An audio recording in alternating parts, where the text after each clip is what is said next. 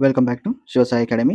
ఈరోజు ఈ వీడియోలో ప్రీవియస్‌గా జరిగిన టెట్ ఎగ్జామ్‌లలో వచ్చిన మ్యాథ్స్ యొక్క ప్రాబ్లమ్స్ అనేవి ఏ విధంగా ఉన్నాయి, వాటికి సంబంధించిన సొల్యూషన్ ఏ విధంగా చేయాలని చెప్పి ఎవ్రీ క్వెషన్ ఎక్స్‌ప్లనేషన్‌తో సహా వీడియోలో తెలుసుకునే ప్రయత్నం చేద్దాం. ఈ వీడియో గనుక మీకు నచ్చినట్లయితే వీడియోని లైక్ చేయండి, ఛానెల్‌ని సబ్స్క్రైబ్ చేయండి, ఈ వీడియోని మీ యొక్క స్నేహితులతో షేర్ చేయండి. అదేవిధంగా మేము అందించే డైలీ మార్నింగ్ న్యూస్ అఫైర్స్, అదేవిధంగా టెట్ మరియు డీఎస్సీకి సంబంధించిన అప్డేట్స్ ఎప్పటికప్పుడు మీ వరకు తెలియాలి అనుకుంటే మన యొక్క వాట్సాప్ మరియు టెలిగ్రామ్ ఛానెల్‌లో జాయిన్ అవ్వగలరు. వాటికి సంబంధించిన లింక్స్ అనేవి డిస్క్రిప్షన్‌లో ఉంటాయి. ఆ లింక్స్‌ని క్లిక్ చేయడం ద్వారా మన యొక్క వాట్సాప్ మరియు టెలిగ్రామ్ ఛానెల్‌లో జాయిన్ అయ్యే అవకాశం అనేది ఉంటుంది. ఇప్పటివరకు మీ అందరి సహకారంతో మన శివసాయి అకాడమీ ఛానెల్ అనేది 4000+ సబ్స్క్రైబర్స్‌ని రీచ్ అయింది. మీరు కూడా మన ఫ్యామిలీలో జాయిన్ అవ్వాలి అనుకుంటే కింద కనిపిస్తున్న సబ్స్క్రైబ్ బటన్ని క్లిక్ చేయడం ద్వారా మన ఫ్యామిలీలో జాయిన్ అయ్యే అవకాశం అనేది ఉంటుంది.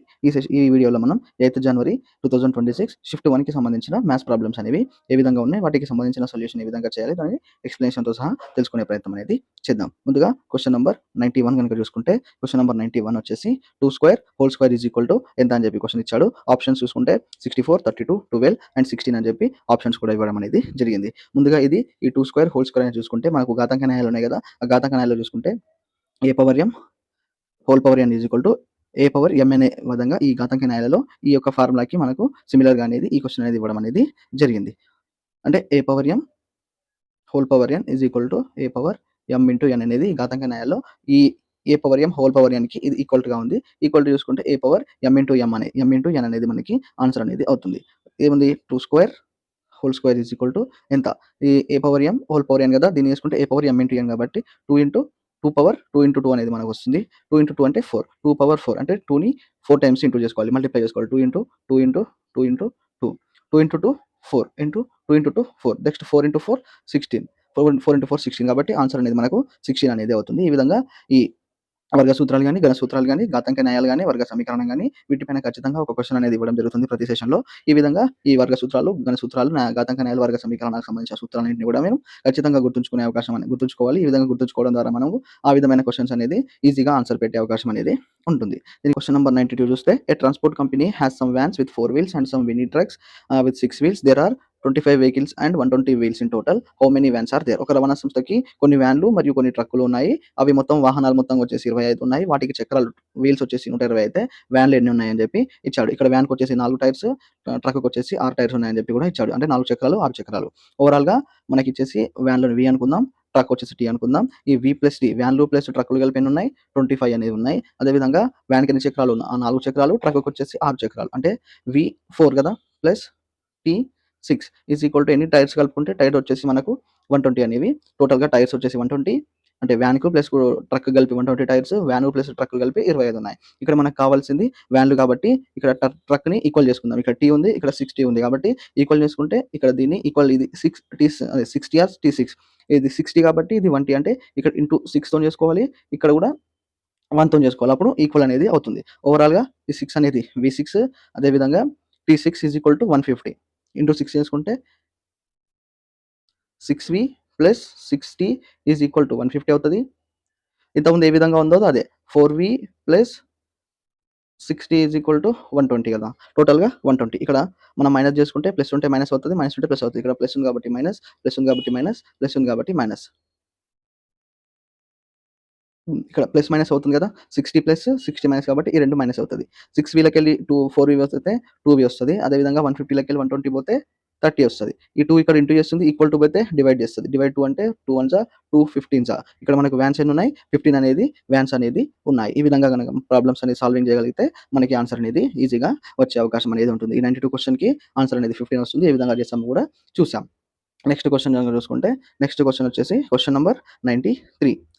If each side of a triangle is 1/3 of it's perimeter, what kind of triangle is this? ఒక త్రిభుజం యొక్క ప్రతి భుజం దాని చుట్టుకొలతలో 3వ వంతు ఉంటే అది ఏ రకమైన త్రిభుజం అనేది క్వెషన్ అనేది ఇవ్వడం జరిగింది. దీనికి సంబంధించిన ఆప్షన్ చూసుకుంటే సమబాహు త్రిభుజం, లంబకోణ త్రిభుజం, సమద్విబాహు త్రిభుజం, విషమబాహు త్రిభుజం అని ఇచ్చాడు. దీనివల్ల ఈ క్వెషన్‌లో చూసిన ఆప్షన్ చూసుకుంటే మనకి ఈ సమబాహు త్రిభుజం గాని, లంబకోణ త్రిభుజము, సమద్విబాహు త్రిభుజము, విషమబాహు త్రిభుజం ఈ 4 త్రిభుజాలకు సంబంధించిన ధర్మాలు గనుక మనకు గుర్తుంటే ఈ యొక్క క్వెషన్ అనేది మనం ఈజీగా చేసే అవకాశం అనేది ఉంటుంది. ఇది సమబాహు త్రిభుజం అనేది అవుతుంది. ఏ విధంగా అవుతుంది అనేది కూడా చూద్దాం. ఓవరాల్‌గా చూసుకుంటే ఇదొక సమబాహు త్రిభుజం. ఇందులో సైడ్స్ అన్ని కూడా ఈక్వల్ ఉంటాయి. ఇది ఎంత సైడ్ ఉంటదో ఇది అంతే సైడ్ ఉంటది. ఇది కూడా అంతే సైడ్ ఉంటది. ఒక త్రిభుజంలో ఉన్న 3 భుజాలు సమానమైతే అది సమబాహు త్రిభుజం అనేది అవుతుంది. అదే విధంగా ఒక త్రిభుజంలోని అంతరకోణాలు కూడా అన్ని సమానంగా ఉండాలి. టోటల్‌గా అంతరకోణాలు వచ్చేసి 180 డిగ్రీస్ అయితే ఇక్కడ పైన డిగ్రీ ఈ ఏ దగ్గర అంతరకోణం 60 ఉంటుంది. సి దగ్గర అంతరకోణం 60 ఉంటుంది. ఇక్కడ బి దగ్గర కూడా అంతరకోణం 60 అనేది ఉంటుంది. అంటే ఒక సమబాహు త్రిభుజంలో అన్ని భుజాలు సమానంగా ఉంటాయి. అదేవిధంగా అంతరకోణాలు కూడా అన్ని సమానంగా ఉంటాయి. అది సమబాహు త్రిభుజం అనేది అవుతుంది. అదేవిధంగా ఆల్టిట్యూడ్ మీడియన్ కూడా ఉన్నత మధ్యగత రేఖలు కోణ సమద్విఖండన రేఖ అనేది కూడా అన్ని ఒకటిగానే ఉంటాయి. అదేవిధంగా దీనికి ఒక సౌష్ఠవాలు వచ్చేసి 3 సౌష్ఠవాలు అనేవి వస్తుంది. ఈ విధంగా ఒకటి, ఈ విధంగా ఒకటి, ఈ విధంగా ఒకటి. అంటే సౌష్ఠవం అంటే ఏదైనా ఒక దానిని 2 సమభాగాలుగా చేస్తే అది సౌష్ఠవం అనేది అవుతుంది. కాబట్టి దీనికి సంబంధించి 3 సౌష్ఠవ రేఖలు అనేవి 3 సౌష్ఠవ అక్షాలు కూడా ఈ యొక్క సమబాహు త్రిభుజానికి ఉంటాయి. దీనికి సంబంధించిన సూత్రాలు చూసుకుంటే చుట్టుకొలత వచ్చేసి 3a, ఎందుకంటే ఇక్కడ ఏ 3 ఏళ్ళు కలిపితేనే ఈ యొక్క చుట్టుకొలత అనేది వస్తుంది. కాబట్టి చుట్టుకొలత perimeter is equal to 3a, height is equal to √3/2a. అదేవిధంగా ఏరియా వైశాల్యం అనుకుంటే √3/4 ఇంటూ a² అనేది మనకు దీనికి సంబంధించిన ఫార్ములా అనేది అవుతుంది. ఈ విధంగా ఒక త్రిభుజంలోని అన్ని కోణాలు సమానమైతే అది సమబాహు త్రిభుజం అవుతుంది. అదేవిధంగా ఎగ్జాంపుల్‌కి ఇక్కడ ఏ వచ్చేసి మనకు కావాల్సింది ఏంటి? ఒక త్రిభుజంలోని ఒక భుజం పొడవు చుట్టుకొలతలో 3వ వంతు ఉంటే అది ఏ రకమైన త్రిభుజం అనేది అని ఇచ్చాడు కదా! ఓవరాల్‌గా మనం ఒక త్రిభుజం గనుక చూసుకుంటే ఇదొక త్రిభుజం, సమబాహు త్రిభుజం అనుకుందాం. ఇక్కడ ఈ సైడ్ అన్ని సేమ్ ఉంటాయి. ఈ సైడ్ వచ్చేసి 2 అనుకుందాం. ఈ సైడ్ కూడా 2నే అవుతది కదా! ఈ సైడ్ కూడా 2నే అవుతది. అంటే సమబాహు త్రిభుజంలో ఒక సైడ్ ఎంత ఉంటదో మిగతా 2 సైడ్‌లు కూడా అదే ఉంటాయి. ఓవరాల్‌గా దీని యొక్క చుట్టుకొలత ఏంటి?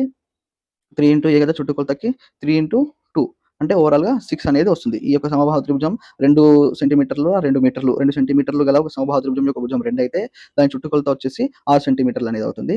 ఇది 2 అనేది 3ని ఎన్ని సార్లు చేస్తుందంటే 2 ఇంటూ 3 కదా! అంటే 3 ఇంతలు.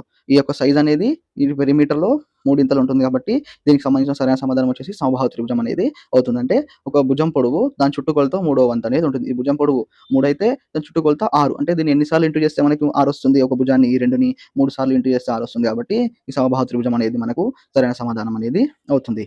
ఇలా ఈ సమబాహు త్రిభుజం గాని, లంబకోణ త్రిభుజం గాని, సమద్విబాహు త్రిభుజం గాని, అదేవిధంగా విషమబాహు త్రిభుజం గాని వీటికి సంబంధించిన ధర్మాలన్నింటిని కూడా మనం మరి ఒకసారి గుర్తుంచుకునే ప్రయత్నం చేస్తే ఇలా వచ్చిన క్వెషన్స్‌ని మనం డైరెక్ట్‌గా ఆన్సర్ పెట్టే అవకాశం అనేది ఉంటుంది. నెక్స్ట్ క్వెషన్ చూసుకుంటే నెక్స్ట్ క్వెషన్ వచ్చేసి 91. A square and rectangle have same area. The length of each side of the square is 6 centimeters and the length of the rectangle is 12 centimeters. The breadth of the rectangle is ఒక చతురస్రం మరియు దీర్ఘచతురస్రం సమాన వైశాల్యం కలిగి ఉన్నాయి. చతురస్రం యొక్క ప్రతి భుజం పొడవు 6 సెంటీమీటర్స్ మరియు దీర్ఘచతురస్రం యొక్క పొడవు 12 సెంటీమీటర్స్ అయితే దీర్ఘచతురస్రం యొక్క వెడల్పు అనేది ఎంత సెంటీమీటర్లలో ఎంత అని చెప్పి మనకి ప్రాబ్లం అనేది ఇవ్వడం జరిగింది. దీనికి సంబంధించిన ఆప్షన్స్ చూసుకుంటే 6, 4, 3, 5 అనేవి మనకు 4 ఆప్షన్స్ అనేది ఇచ్చాడు. ఇందులో ముందుగా ఏ విధంగా ఇచ్చాడు? ఒక చతురస్రం మరియు దీర్ఘచతురస్రం యొక్క వైశాల్యం సమానం అని చెప్పి ఇచ్చాడు. ఇదొక చతురస్రం అనుకుందాం. ఇదొక చతురస్రము. అదేవిధంగా ఇది ఒక దీర్ఘచతురస్రము. ఇదొక చతురస్రము. ఇది ఒక దీర్ఘచతురస్రము. దీని యొక్క 2 వైశాల్యాలు ఏరియా వచ్చేసి రెండిటిది కూడా సమానం అని చెప్పి ఇచ్చాడు. ఏరియా వచ్చేసి ఈ రెండిటి యొక్క ఏరియా కూడా 2 ఈ చతురస్రము అదేవిధంగా ఈ దీర్ఘచతురస్రం యొక్క ఏరియా సమానము. ఇక్కడ మనకి ఇంకా ఏమి ఇచ్చాడు?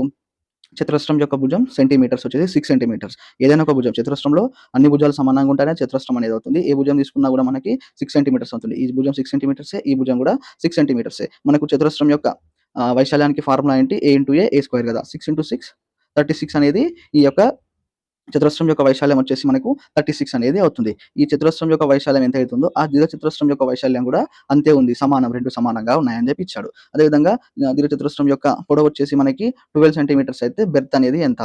ఇక్కడ దీర్ఘచతురస్రం యొక్క వైశాల్యానికి సమాన సూత్రం ఏంటి అంటే లెంత్ ఇంటూ బెర్త్ అంటే L into B is equal to A కదా! A వచ్చేసి మనకు ఈ చతురస్రం వైశాల్యమే ఈ దీర్ఘచతురస్రం వైశాల్యానికి సమానం అన్నాడు కాబట్టి L into B is equal to 36 అయితే లెంత్ ఇచ్చాడు కదా! లెంత్ ఆల్రెడీ దీంట్లో ఇచ్చాడు. లెంత్ వచ్చేసి మనకి 12 కదా! 12 into B is equal to 36 అయితే B ఇక్కడే ఉంటది. 12 ఇక్కడ ఇంటూ చేస్తది. ఇక్కడెళ్తే డివైడ్ చేస్తది కాబట్టి 12 1 జా 12 3 జా ఇంకా ఇక్కడ ఈ దీర్ఘచతురస్రం యొక్క బెర్త్ వచ్చేసి ఎంత అంటే మనకి ఆప్షన్ 3లో ఉన్న 3 అనేది ఈ దీర్ఘచతురస్రం యొక్క బెర్త్ అనేది అవుతుంది. ఈ విధంగా చతురస్రం, దీర్ఘచతురస్రం గాని వీటికి సంబంధించిన ఏరియాస్, వీటికి సంబంధించిన పొడవులు గాని, వెడల్పులు గాని ఈ విధంగా వైశాల్యాలను కూడా రెండిటిని రిలేట్ చేస్తూ కూడా క్వెషన్స్ అనేది ఇవ్వడం జరుగుతుంది. కాబట్టి ఈ విధంగా ఈ విధంగా నేర్చుకునే ప్రయత్నం అనేది మీరు చేయండి. నెక్స్ట్ క్వెషన్ గనుక చూసుకుంటే నెక్స్ట్ క్వెషన్ వచ్చేసి 95 question. The average 5 numbers is 96. If one of the number is removed, the average becomes 97. Then the removed number is 5 సంఖ్యల సగటు 96. ఆ సంఖ్యల్లో ఒకదాన్ని తొలగిస్తే సగటు 97 అయినా తొలగించిన సంఖ్య ఏది అని చెప్పి మనకి క్వెషన్ అనేది ఇవ్వడం జరిగింది. దీనికి సంబంధించిన ఆప్షన్స్ కనుక చూసుకుంటే ఆప్షన్స్ వచ్చేసి 91, 92, 95, 93 అని చెప్పి 4 ఆప్షన్స్ అనేది ఇచ్చాడు. ఇక్కడ మనకు ఏమి కనుక్కోమన్నాడు? సగటు అనేది ఎన్ని సంఖ్యలు? 5 సంఖ్యల సగటు 96.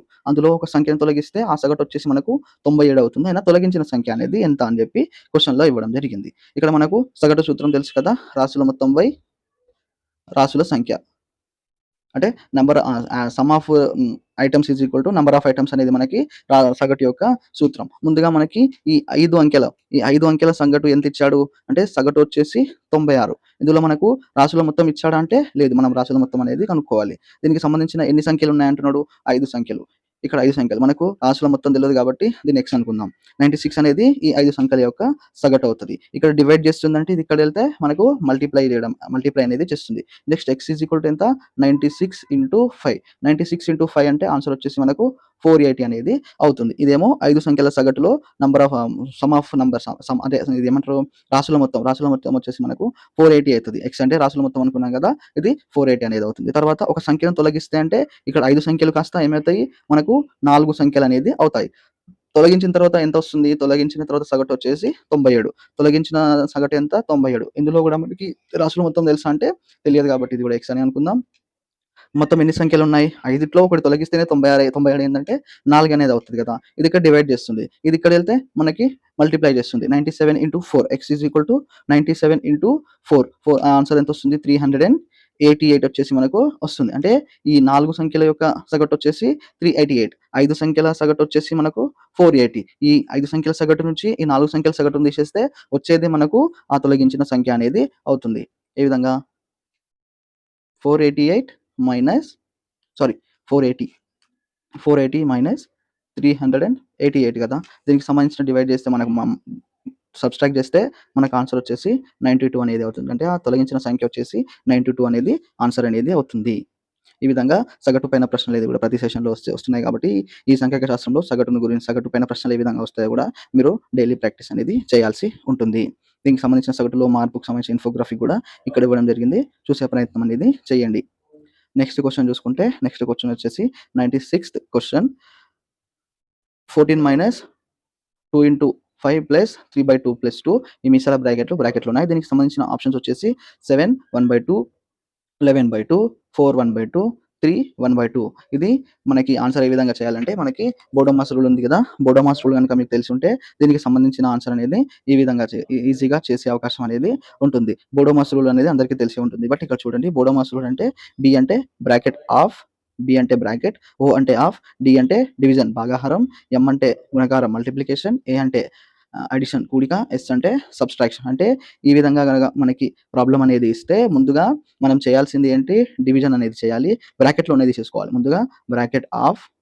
ముందుగా చేయాల్సింది డివిజన్, తర్వాత మల్టిప్లికేషన్, అడిషన్ అండ్ సబ్‌ట్రాక్షన్. ఈ విధంగా వస్తే మనకి బోడోమాస్ రూల్‌ని ఫాలో చేస్తే మనకు సరైన సమాధానం అనేది వస్తుంది. ముందుగా bracket of, division, multiplication, addition and subtraction. ముందుగా డివైడ్ చేయాలి, తర్వాత మల్టిప్లై చేయాలి, తర్వాత అడిషన్ చేయాలి. చివర్లో మనము సబ్‌ట్రాక్షన్ అనేది చేస్తే ఈ బోడోమాస్ రూల్ ప్రకారంగా ఫాలో అయితే మనకు సరైన సమాధానం అనేది వస్తుంది.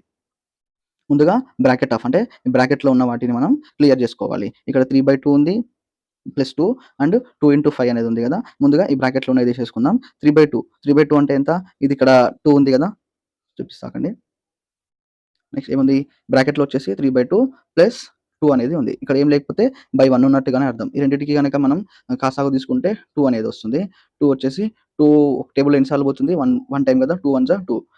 1 ఇంటూ 3 3. 1 వచ్చేసి మనకి 2 టేబుల్‌లో ఎన్ని సార్లు పోతుంది? ప్లస్ ఉంది కాబట్టి ప్లస్. 1 2 2. 2 ఇంటూ 2 4 అంటే ఎంత వస్తుంది? 7/2 అనేది వస్తుంది. ఈ బ్రాకెట్‌లో ఎంత వస్తుంది మనకు? 7/2 అనేది వస్తుంది. తర్వాత నెక్స్ట్ ఇంకొక బ్రాకెట్ ఉంది కదా! 2 ఇంటూ 5 అంటే ఎంత మనకి? 10. అంటే ఇక్కడ 14 - 10 ప్లస్ ఈ 3/2 ప్లస్ 2 దగ్గర మనం 7/2 అనేది వేసుకోవాలి. ఈ బ్రాకెట్ అనేది వెళ్ళిపోయింది కదా! ఇది ఇంటూ చేసాం కాబట్టి ఈ బ్రాకెట్ అనేది వెళ్ళిపోయింది. 14 - 2 ప్లస్ 7/2. 14లోకెళ్ళి 10 తీసేస్తే మనకు వచ్చేది ఎంత? 4 ప్లస్ 7/2. ఇక్కడ 4 పక్కకి 4 కింద ఏం లేకపోతే +1 అనేది ఉన్నట్టుగా. ఈ 1 + 2కి మనము కాసాగు గనుక తీసుకుంటే టోటల్‌గా 2 అవుతది. 1 ఇంటూ 2 కదా! బై 2. 1 టేబుల్‌లో 2 ఎన్ని సార్లు పోతది? 2 టైమ్స్ 1 ఇంటూ 2 కాబట్టి 2 ఇంటూ 4 వచ్చేసి మనకి 8 ప్లస్‌కి ప్లస్ అలాగే ఉంటది. ఇక్కడ 2 1 2 వన్ టైమ్‌లో 2 టేబుల్‌లో 2 వచ్చేసి 1 టైమ్ అవుతది కాబట్టి 1 ఇంటూ 7 7. 8 ప్లస్ 7 వచ్చేసి ఈక్వల్ టు 8 ప్లస్ 7 అంటే మనకు 15. 15/2ని ఏ విధంగా రాసుకోవచ్చు? 7 1/2 అని కూడా మనం 15ని రాసుకోవచ్చు. అంటే 7.5 7.5 అని రాసుకోవచ్చు. లేదా 7 1/2 అనేది కూడా రాసుకోవచ్చు. మనకు ఆప్షన్స్‌లో ఏ విధంగా ఇచ్చాడు? 7 1/2 అని ఇచ్చాడు కాబట్టి 7 1/2 రాసుకోవచ్చు. లేదా 7.5 అని కూడా మనం రాసుకునే అవకాశం ఉంది. ఆప్షన్స్‌లో 7 1/2 ఇచ్చాడు కాబట్టి దీనికి సంబంధించిన ఆన్సర్ కూడా మనకి 7 1/2 అనేది అవుతుంది. అంటే ఈ విధంగా ఇచ్చిన ప్రశ్నలొచ్చేసి మనకి బోడోమాస్ రూల్‌ని ఫాలో అయితే సరైన సమాధానం అనేది వస్తుంది. ఇక్కడ బోడోమాస్ రూల్‌కి సంబంధించిన ఏ విధంగా చేయాలని చెప్పి ఇన్ఫోగ్రఫీ కూడా ఇచ్చాను. ఇది కూడా మీకు కావాలంటే ఇక్కడ కొంచెం స్టాప్ చేసుకొని దీనికి సంబంధించింది చూసుకునే ప్రయత్నం అనేది చేయండి. నెక్స్ట్ క్వెషన్ చూసుకుంటే నెక్స్ట్ క్వెషన్ 97. ఒక చతురస్రం చుట్టుకొలత 64 సెంటీమీటర్స్ అయితే ఆ చతురస్రం యొక్క వైశాల్యం అనేది ఎంత అని చెప్పి మనకి క్వెషన్‌లో ఇవ్వడం అనేది జరిగింది. రైట్. దీనికి సంబంధించిన ఆప్షన్ చూసుకుంటే 64, 20, 128, 192 అండ్ 256 అనేది మనకి దీనికి సంబంధించిన ఆప్షన్స్‌గా ఇచ్చాడు. ఏమిచ్చాడు? చతురస్రం యొక్క చుట్టుకొలత. ఇదొక చతురస్రం అనుకుందాం. దీని యొక్క చుట్టుకొలత అంటే పెరిమీటర్. చుట్టుకొలత అంటే 4 ఇక్కడ 1 అయితే 1A, 2A, 3A, 4A. 4A is equal to 64 కదా! దెన్ భుజం A ఈజ్ ఈక్వల్ టు ఇది ఇక్కడ డివైడ్ చేస్తది. డివైడ్ చేస్తే 16 అనేది వస్తుంది. అంటే 16 4 జా 64 కాబట్టి ఇక్కడ మనకు సైడ్ వచ్చేసి వన్ సైడ్ వచ్చేసి 16 అవుతది. అదేవిధంగా ఇక్కడ సైడ్ కూడా 16 అవుతది. ఈ సైడ్ కూడా 16 ఈ సైడ్ కూడా 16. మనకేం అడిగిండు? చతురస్రం యొక్క వైశాల్యం అడిగిండు. వైశాల్యానికి సూత్రం సైడ్ ఇంటూ సైడ్ భుజం ఇంటూ భుజం కాబట్టి ఏ స్క్వేర్. ఏ స్క్వేర్ అంటే 16 స్క్వేర్. 16 స్క్వేర్ వచ్చేసి మనకు 256 అనేది మనకు ఆన్సర్ అనేది వస్తుంది. దీనికి సంబంధించిన ఆప్షన్ వచ్చేసి ఆప్షన్ 4 256 అనేది మనకు సరైన సమాధానం అనేది అవుతుంది. ఈ విధంగా చతురస్రం యొక్క చుట్టుకొలతలు అదేవిధంగా వైశాల్యాన్ని రిలేట్ చేస్తూ కూడా క్వెషన్స్ ఇచ్చే అవకాశం ఉంది. ఈ విధంగా కూడా మీరు నేర్చుకునే ప్రయత్నం అనేది చేయండి. ఈ విధంగా ప్రీవియస్ ఇయర్ క్వెషన్స్ అనేది చూడడం ద్వారా మనకు ప్రీవియస్‌గా ఏ విధంగా క్వెషన్స్ వచ్చాయి, వాటికి సంబంధించిన ఫ్యూచర్‌లో ఏ విధంగా క్వెషన్స్ వచ్చే అవకాశం ఉంది అని చెప్పి మనకొక అవగాహన అనేది ఉంటుంది కాబట్టి ఇలా ప్రీవియస్ ఇయర్ క్వెషన్స్ అనేవి కూడా ఖచ్చితంగా చూడాలి. చూస్తేనే మనకు ఫ్యూచర్‌లో ఏ విధంగా క్వెషన్స్ వచ్చేదని చెప్పి మనకు తెలుస్తుంది. ఆ విధంగా మనం ప్రిపరేషన్ అనేది కొనసాగించవచ్చు. దీనికి సంబంధించిన ఇన్ఫోగ్రాఫిక్ చూస్తే కూడా ఇదేదో చూడండి. ఒక భుజం కనుక్కోవాలి. భుజం వచ్చేసి 4 ఇంటూ భుజం కదా! యాక్చువల్‌గా భుజంగా మనకు 64 ఇచ్చాడు. ఇక్కడ భుజాన్ని ఎస్ అనుకున్నాడు. ఎస్ అని అనుకోవచ్చు. ఏ అయినా అనుకోవచ్చు. మన ఇష్టం ఏదైనా పెట్టుకోవచ్చు నంబర్ అక్కడ. భుజం వచ్చేసి 16 అవుతది. వైశాల్యం వచ్చేసి భుజం ఇంటూ భుజం 16 256 చదరపు సెంటీమీటర్లు అనేది మనకు సరైన సమాధానం అనేది అవుతుంది. నెక్స్ట్ క్వెషన్ చూసుకుంటే question number 98. The difference between the largest and smallest 4-digit number that can be formed using the digits 5, 9, 8 and 6 only once is 5, 9, 8 మరియు 6 అంకెలను ఒకసారి ఉపయోగించి ఏర్పరచగల అతిపెద్ద మరియు అతి చిన్న 4 అంకెల సంఖ్యల మధ్య భేదం అనేది ఇచ్చాడు. ఇక్కడ ఇచ్చిన మనకి అంకెలేంటి? 5, 9, 8, 6 ఈ 4 అంకెలనేవి ఇచ్చాడు. ఈ 4 అంకెలతో ఒకసారి మాత్రమే ఉపయోగించి ఏర్పరచగల అతిపెద్ద సంఖ్య. అంటే మనం ఎక్కువ నుంచి తక్కువకి రావాలి. 9, 8, 6, 5 ఇది అతిపెద్ద సంఖ్య. నెక్స్ట్ చిన్న సంఖ్య కావాలంటే 5, 6, 8, 9 అనేది చిన్న సంఖ్య. దీనికి రెండిటికి కూడా మనకి భేదం అనేది కావాలి కాబట్టి ఈ 9, 8, 6, 5 నుంచి 5, 6, 8, 9 ఏమైనా మనం సబ్‌స్ట్రాక్ట్ చేస్తే మనకు ఆన్సర్ అనేది వస్తుంది. దీనికి సంబంధించిన ఆన్సర్ వచ్చేసి 4176 అనేది మనకు సరైన సమాధానం అనేది అవుతుంది. ఈ విధంగా ఒకసారి ఉపయోగించాలన్నాడా లేదా మరలా ఉపయోగించాలని అని చెప్పి కూడా చూసుకొని పెట్టాల్సి ఉంటుంది. అదేవిధంగా 4 అంకెల చిన్న సంఖ్య, పెద్ద సంఖ్య అనాడా, చిన్న సంఖ్య అనాడా, పెద్ద సంఖ్య అనాడా, ఈ విధంగా పెద్ద సంఖ్య నుంచి చిన్న సంఖ్య ఇస్తేనేమో మనకు ప్లస్‌లో వస్తది. చిన్న సంఖ్య నుంచి ప్లస్‌లో, మైనస్‌లో ఉంటే కూడా అక్కడ ప్లస్సా, మైనస్ కూడా మనం చూసుకోవాల్సి వస్తుంది కాబట్టి ఇలా ఇచ్చి కూడా మనకు ప్రశ్న అనేది ఇచ్చే అవకాశం ఉంది. చూసుకునే ప్రయత్నం అనేది చేయండి. ఇలా చూడండి. లార్జెస్ట్ నంబర్ వచ్చేసి 9865, స్మాలెస్ట్ నంబర్ వచ్చేసి 5689. ఈ 9865 నుంచి 5689 తీసేస్తే 4176 అనేది మనకు సరైన సమాధానం అవుతుంది. ఇది ఆప్షన్ 3లో ఉంది కాబట్టి ఆప్షన్ 3 అనేది సరైన సమాధానం అనేది అవుతుంది. Question number 99. The difference between the place value of 3 and the place value of 8 in 30285 is 30285లో 3 యొక్క స్థాన విలువ మరియు a యొక్క స్థాన విలువల మధ్య భేదం అనేది ఎంత అని చెప్పి క్వెషన్‌లో ఇచ్చాడు. ఆప్షన్ చూసుకుంటే 29920, 2992, 20205, 30220 అనేది మనకు ఆప్షన్స్‌గా ఇచ్చాడు. ఇక్కడ మనకి తెలవాల్సిందేంటి? ఒక స్థాన విలువ, అదేవిధంగా ముఖ విలువల గురించి సంబంధించిన క్వెషన్. ముఖ విలువ ఇవ్వలేదు. బట్ స్థాన విలువ అనేది ఇచ్చాడు. ఇక్కడ ఇచ్చిన నంబర్ చూసుకుంటే 30285 అనేది మనకు 3 వాల్యూ అనేది ఇచ్చాడు. ఇక్కడ 3 యొక్క స్థాన విలువ మరియు 8 యొక్క స్థాన విలువ. ఇక్కడ ఏ స్థానాల వరకు ఉన్నాయి? ఇది 5 అనేది 1ల స్థానంలో, 8 వచ్చేసి 10ల స్థానంలో, 2 వచ్చేసి 100ల స్థానంలో, 0 వచ్చేసి 1000 స్థానంలో, ఈ 3 వచ్చేసి 10,000 స్థానంలో ఉంది. ఇక్కడ 3 అనేది ఏ స్థానంలో ఉంది? మనకి 10,000 స్థానంలో ఉంది కాబట్టి 30,000. అదేవిధంగా 8 వచ్చేసి ఏ స్థానంలో ఉంది? 10ల స్థానంలో ఉంది కాబట్టి 80. దీనికి భేదం అనేది కనుక్కోవాలి. ఇక్కడ 0కి 0 అనేది వస్తుంది. 0 నుంచి 2 పోద్ది కాబట్టి మనం ఇక్కడ నుంచి అప్ అనేది తీసుకుంటాం. ఇక్కడ నుంచి ఇక్కడ 10 అవుతది. ఇక్కడ 9, ఇక్కడ 9, ఇక్కడ 2. 10లో నుంచి 8 పోతే 2, 9కి 9 అలాగే ఉంటది. 9, 9, 2 అంటే 29920 అనేది మనకు సరైన సమాధానంగా వస్తుంది. ఇక్కడ స్థాన విలువ అంటేనేమో ఆ యొక్క అంకె అనేది ఏ స్థానంలో ఉంది అది స్థాన విలువ తీసుకోవచ్చు. ముఖ విలువ అంటేనేమో ఏదైతే సంఖ్యని చెప్తున్నామో అదే సంఖ్య దాని యొక్క ముఖ విలువ అవుతుంది. స్థాన విలువ అంటే అది ఏ స్థానంలో ఉందో అది మనకి స్థాన విలువ అనేది అవుతుంది. ఈ స్థాన విలువ, ముఖ విలువల పైన క్వెషన్స్ అనేది వచ్చే అవకాశం ఉంటుంది కాబట్టి ఈ స్థాన విలువలు, ముఖ విలువల గురించి కూడా ప్రాక్టీస్ అనేది చేయండి. అంటే ఈ ప్లేస్ వాల్యూ, ఫేస్ వాల్యూల పైన ప్రాబ్లమ్స్ కూడా వస్తున్నాయి కాబట్టి వీటిని కూడా నేర్చుకునే ప్రయత్నం అనేది చేయండి. నెక్స్ట్ క్వెషన్ చూసుకుంటే నెక్స్ట్ క్వెషన్ వచ్చేసి క్వెషన్ నంబర్ 100. క్వెషన్ నంబర్ 100 వచ్చేసి how many square centimetres is equal to 1 square metre? ఒక చదరపు మీటర్కు ఎన్ని చదరపు సెంటీమీటర్లకు సమానం? ఆప్షన్స్ కనుక చూసుకుంటే 1000, 1,00,000, 10,000 అండ్ 100 అని చెప్పి మనకి ఆప్షన్స్‌లో ఇవ్వడం అనేది జరిగింది.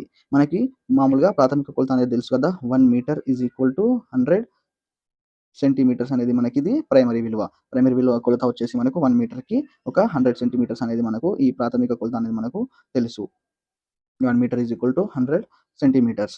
ఒక చదరపు మీటర్ అంటే 1 మీటర్ స్క్వేర్. అంటే ఒక రెక్టాంగిల్ తీసుకుంటే, ఒక చతురస్రం తీసుకుంటే ఈ యొక్క ఒక మీటర్ అనుకుంటే ఒక భుజం, దీని వైశాల్యం కనుక్కోవాలంటే భుజం ఇంటూ భుజం అనేది కనుక్కోవాలి. ఇక్కడ 1 మీటర్ అంటే ఈ భుజం 1 మీటర్, ఈ భుజము 1 మీటర్. బట్ ఇక్కడ మనం మీటర్‌ని మీటర్‌లాగా కాకుండా మనకు చదరపు సెంటీమీటర్లు అన్నాడు కాబట్టి ఒక మీటర్‌కి ఎన్ని చదరపు సెంటీమీటర్లు? 100 సెంటీమీటర్స్ కాబట్టి ఇక్కడ మీటర్ 1 ఇంటూ 1 ప్లేస్‌లో ఈ మీటర్ ప్లేస్‌లో 100 సెంటీమీటర్స్ తీసుకుంటే 100 ఇంటూ 100 అనేది వస్తుంది. అంటే టోటల్‌గా 10,000 అనేది మనకి సరైన సమాధానం అనేది అవుతుంది. 10,000 అంటే ఆప్షన్ 3లో ఉంది కాబట్టి 10,000 అనేది సరైన సమాధానం అనేది అవుతుంది. అంటే ఒక చదరపు మీటర్‌కి ఎన్ని చదరపు సెంటీమీటర్లకు సమానం అంటే ఒక చదరపు మీటర్ వచ్చేసి మనకు 10,000 చదరపు సెంటీమీటర్లకు సమానం అనేది ఈ యొక్క ప్రశ్న యొక్క సమాధానం అనేది అవుతుంది. నెక్స్ట్ క్వెషన్ చూద్దాం. నెక్స్ట్ క్వెషన్ వచ్చేసి 101 question. The measure of A complete angle is? సంపూర్ణ కోణం యొక్క కొలత. ఆప్షన్స్‌లో 270 degrees, 90 degrees, 180 degrees and 360 degrees అనేది మనకు ఆప్షన్స్‌లో ఇవ్వడం అనేది జరిగింది. మనం ఏ విధంగా కొలుస్తాం ఈ యొక్క కొలతల సంపూర్ణ కోణాన్ని ఏ విధంగా కొలుస్తాం? సంపూర్ణ కోణం అంటే ఇక్కడ వచ్చేసి మనకు ఒక కిరణం ఒక బిందువు వద్ద నుండి ఒక పూర్తి భ్రమణాన్ని పూర్తి చేసి తిరిగి యథాస్థానానికి వచ్చినప్పుడు అది ఏర్పడే కోణాన్ని మనం సంపూర్ణ కోణం అని అంటాం. అంటే ఒక బిందువు ఇక్కడ మొదలయ్యి ఈ విధంగా రొటేట్ చేస్తూ అంటే భ్రమణం చేస్తూ ఈ విధంగా మళ్ళీ అదే బిందువు వద్దకి ఇక్కడ మొదలైన ఈ బిందువు వద్ద మొదలై ఒక కిరణం అనేది ఈ విధంగా టోటల్‌గా ఒక భ్రమణం చేసి అక్కడి వరకు వస్తే అది మనము 360 డిగ్రీస్ అంటే సంపూర్ణ కోణం అయ్యిందని చెప్పి మనం చెప్తాం. అంటే ఒక సంపూర్ణ కోణానికి సంబంధించిన కొలత ఎంత అంటే 360 డిగ్రీస్ అనేది మనకు ఒక సంపూర్ణ కోణానికి సంబంధించిన కొలతగా తీసుకోవచ్చు. అదేవిధంగా 90 డిగ్రీస్ అంటేనేమో లంబ కోణం, 180 డిగ్రీస్ అనేదేమో సరళ కోణం, 360 అనేది మనకు సంపూర్ణ కోణం. అంటే ఇక్కడ మొదలైన ఈ బిందువు వద్ద మొదలైన కిరణం ఈ విధంగా ఇక్కడ వరకే చేరిందనుకోండి. ఇక్కడ వరకు చేస్తే ఇది 90 డిగ్రీస్. ఇక్కడ వరకు చేస్తే ఇది స్ట్రెయిట్ యాంగిల్ అంటే సంపూర్ణ కోణం అంటే 180 డిగ్రీస్. టోటల్‌గా ఒక భ్రమణం చేస్తే అది కంప్లీట్ యాంగిల్ 360 డిగ్రీస్ అనేది సరైన సమాధానం అనేది అవుతుంది. కోణాలు రకాల్లో చూసుకుంటే ఏ కోణం గనక చేయకపోతే అది సున్నా కోణం, 0 కోణం అవుతుంది. 0 నుండి 90 వరకు మధ్య గనక ఉంటుంటే అది అల్ప కోణం అనేది అవుతుంది. ఖచ్చితంగా ఇక్కడ లంబ కోణం చేస్తే 90 డిగ్రీస్. అదేవిధంగా అధిక కోణం అంటే మనకు 90 నుంచి 180 మధ్యల 90 కంటే ఎక్కువ, 180 కంటే తక్కువగా ఉంటే అది అధిక కోణం అంటారు. అదేవిధంగా స్ట్రెయిట్ యాంగిల్ 180 డిగ్రీస్ ఖచ్చితంగా ఒక లైన్ ఈ విధంగా వస్తే అది మనకు 180 డిగ్రీస్ అవుతుంది. 180 కంటే ఎక్కువ, 360 కంటే తక్కువగా ఉంటే అది పరావర్తన కోణం అవుతుంది. అదేవిధంగా ఒక బిందువు పూర్తి భ్రమణం చేస్తే అది సంపూర్ణ కోణం 360 డిగ్రీస్ అనేది అవుతుంది. దీనికి సంబంధించిన ఇన్ఫోగ్రఫీ కూడా చూడండి. 0 degrees, acute angle, right angle, obtuse angle and straight angle and reflex angle, complete angle. ఈ విధంగా మనకి ఒక 7 టైప్స్ ఆఫ్ యాంగిల్స్ అనేవి ఉంటాయి. 0 డిగ్రీ, అక్యూట్ యాంగిల్ 0 డిగ్రీ, అదేవిధంగా acute angle, right angle, obtuse angle, straight angle, reflex angle and complete angle అని చెప్పి మనకు ఒక 7 టైప్ ఆఫ్ యాంగిల్స్ అనేవి ఉంటాయి. ఈ విధంగా వీటి పైన ప్రశ్నలు కూడా ఇచ్చే అవకాశం ఉంది కాబట్టి ఒకసారి చూసే ప్రయత్నం అనేది చేయండి. నెక్స్ట్ క్వెషన్ చూసుకుంటే నెక్స్ట్ క్వెషన్ వచ్చేసి 102. Subtracting 13 from twice of a number gives 25. Express the statement as N equation. ఒక సంఖ్య 2 రెట్ల నుండి 13ను తీసేస్తే 25 వస్తుంది. ఈ వ్యాఖ్యను ఒక సమీకరణంగా వ్యక్తపరచండి. ఆప్షన్స్ వచ్చేసి x minus 13/2 is equal to 25, 2x minus 13 is equal to 25, 2 bracket x minus 13 is equal to 25, x plus 13 is equal to 25/2 అని మనకు ఆప్షన్స్ అనేది ఇవ్వడం అనేది జరిగింది. ఇక్కడ మనకు సంఖ్య ఇచ్చాడా అంటే ఆ సంఖ్య ఇయ్యడు. ఒక సంఖ్య అన్నాడు కాబట్టి ఆ సంఖ్యను x అని అనుకుందాం. ఒక సంఖ్యను x అనుకుంటే దానిని ఎన్ని రెట్లు, ఒక సంఖ్యను 2 రెట్లు అంటే ఇంటూ 2 అంటే 2x. ఇందులో నుండి ఎంత తీసేస్తున్నాడు, -13 తీసేస్తే ఈక్వల్ టు 25 అనేది వస్తుంది కాబట్టి ఇదే సమీకరణం. ఇదే సమీకరణంగా రాస్తే ఇలా 2x - 13 ఈజ్ ఈక్వల్ టు 25 అనేది వస్తుంది కాబట్టి ఈ వ్యాఖ్యను ఈ విధంగా పదాల్లో ఇచ్చిన దాన్ని ఒక సమీకరణం ఈక్వేషన్‌గా రాస్తే ఈ విధంగా రావడం అనేది జరుగుతుంది. నెక్స్ట్ క్వెషన్ చూద్దాం. నెక్స్ట్ క్వెషన్ వచ్చేసి 103 అనేది next question. 2.4 kgs mango pickle can made from 14 kgs of raw mangoes. The selling price of 1 kg of raw mangoes 40 rupees, while selling price of 1 kg pickle 100 rupees. How much profit does selling got if sells the pickle instead of selling 12 kgs of raw mangoes? అంటే 4 కేజీల పచ్చి మామిడికాయలతో 2.4 KG మామిడికాయ పచ్చడి తయారు చేయవచ్చు. 1 KG పచ్చి మామిడికాయల అమ్మకపు ధర 40 రూపీస్ అయితే, అదేవిధంగా 1 కేజీ మామిడికాయ పచ్చడి ధర 100 రూపీస్ అయితే 12 కేజీస్ పచ్చి మామిడికాయలు అమ్మే బదులు పచ్చడి తయారు చేసి అమ్మితే అమ్మకపుదారుడికి ఎంత లాభం అనేది వస్తుంది అని చెప్పి మనకి ప్రాబ్లం అనేది ఇవ్వడం జరిగింది. ఇందులో మనకి 1 కేజీ 4 కేజీస్‌కి 2.4 కేజీ పచ్చడి వస్తుందని, అదే 1 కేజీ మామిడికాయలను అమ్మితే 40 రూపీస్ అని, 1 కేజీ మ్యాంగో పచ్చడి అమ్మితే 100 రూపీస్ అని ఈ విధంగా దీంట్లో ఇవ్వడం అనేది జరిగింది. అదేవిధంగా 1 కేజీ మ్యాంగో పచ్చడికి 40 రూపీస్ అంట, 1 కేజీ మామిడికాయలకేమో 40 రూపీస్.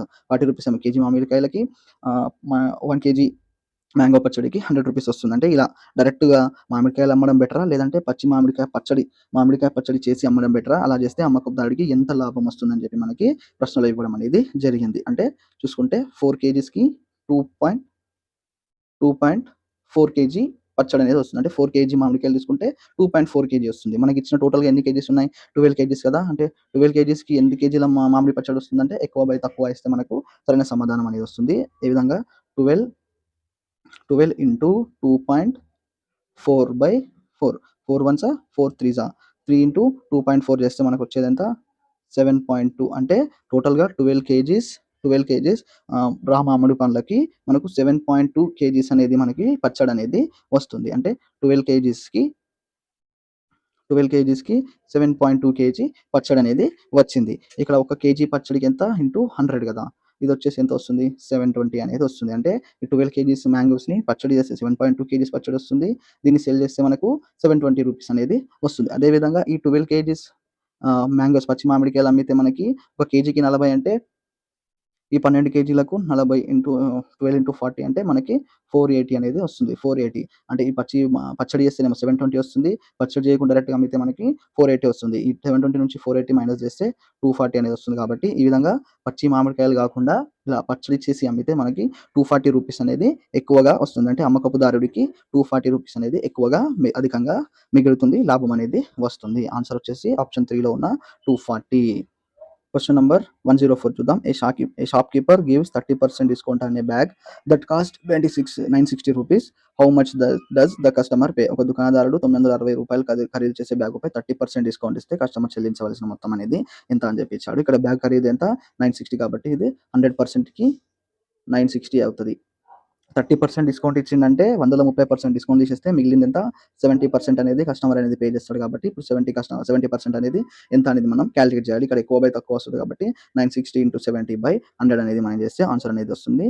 960 × 70/100 చేస్తే మనకు ఆన్సర్ వస్తుంది. 0కి 0కి క్యాన్సల్, 0కి 0కి క్యాన్సల్. 1 ఉంది కాబట్టి ఉన్న ఒకటే లేకున్నా ఒకటే కాబట్టి 96 × 7 చేస్తే 672 అనేది మనకు ఆన్సర్ అనేది వస్తుంది. అంటే 960 రూపీస్ ఉన్న బ్యాగ్‌ని 30% డిస్కౌంట్ ఇస్తే కస్టమర్ పే చేయాల్సింది ఎంత? 672 రూపీస్ అనేది మనకు కస్టమర్ అనేది పే చేయాల్సి ఉంటుంది. ఈ విధంగా డిస్కౌంట్లు శాతాల పైన కూడా ప్రాబ్లమ్స్ వస్తాయి కాబట్టి వీటిపైన కూడా ఒక లుక్ వేయండి. ఏ విధంగా క్వెషన్స్ వస్తున్నాయని చెప్పి కూడా చూసే ప్రయత్నం అనేది చేయండి. 105 క్వెషన్ చూసుకుంటే 1,60,000 1,60,000 ఇచ్చి దీనిని ఈ విధంగా మార్చవచ్చు. అంటే ప్రధాన కారణాంకాల లబ్ధంగా ఈ విధంగా మార్చవచ్చు అని చెప్పి కూడా మనకి ఇవ్వడం అనేది జరిగింది. ఆప్షన్ చూసుకుంటే 2³ × 10^5, 2^8 × 5^4, 2² హోల్ స్క్వేర్ 3 × 10^4, 0.2 పవర్ 4 × 10^6 అనేది మనకు ఆప్షన్స్‌లో ఇవ్వడం అనేది జరిగింది. దీనికి సంబంధించిన డైరెక్ట్ ఏ విధంగా చేయాలి? కాసాగు చేసుకొని కూడా చేసుకోవచ్చు. ఎలా ఇక్కడ 1,60,000 కదా ఏసీ. ఇప్పుడు 2, 4, 8 ఉన్నాయి కాబట్టి 2 టేబుల్‌తో తీసేస్తే మనకొచ్చేది 80,000. ఈ విధంగా నెక్స్ట్ 2తో తీసేస్తే 40,000. ఇలా చేసుకుంటూ వెళ్తే కూడా మనకి 2 వచ్చేసి 2 వచ్చేసి ఇక్కడ 8 వస్తాయి. అదేవిధంగా 5 వచ్చేసి మనకి 4 అనేది వస్తాయి. ఇలా కాసాగు కూడా చేసుకునే విధంగా కూడా చేయవచ్చు. లేదు అనుకుంటే కొంచెం వేరే విధంగా ఆలోచిస్తే ఇక్కడ ఎంతుంది 1,60,000 దీన్ని మారిస్తే 16 ఇంటూ 10,000 10,000 చేస్తే మనకొస్తుంది కదా 16 ఇంటూ 10,000 అని చెప్పి రాయొచ్చు. ఈ 16 ఏ విధంగా రాయొచ్చు 2/4 అని కూడా రాయొచ్చు. అదేవిధంగా ఈ 10,000 ఏ విధంగా రాయొచ్చు 10/4 అంటే 1 పక్క ఎన్ని సున్నాలున్నాయి 1, 2, 3, 4 కాబట్టి 10/4. ఈ 10 ఏ విధంగా రాయొచ్చు 2 ఇంటూ 5 కూడా రాయొచ్చు కదా. 2 ఇంటూ 5 అంటే 10. ఈ 2కి పవర్ 4 అదేవిధంగా 5కి కూడా పవర్ 4 అనేది వస్తుంది.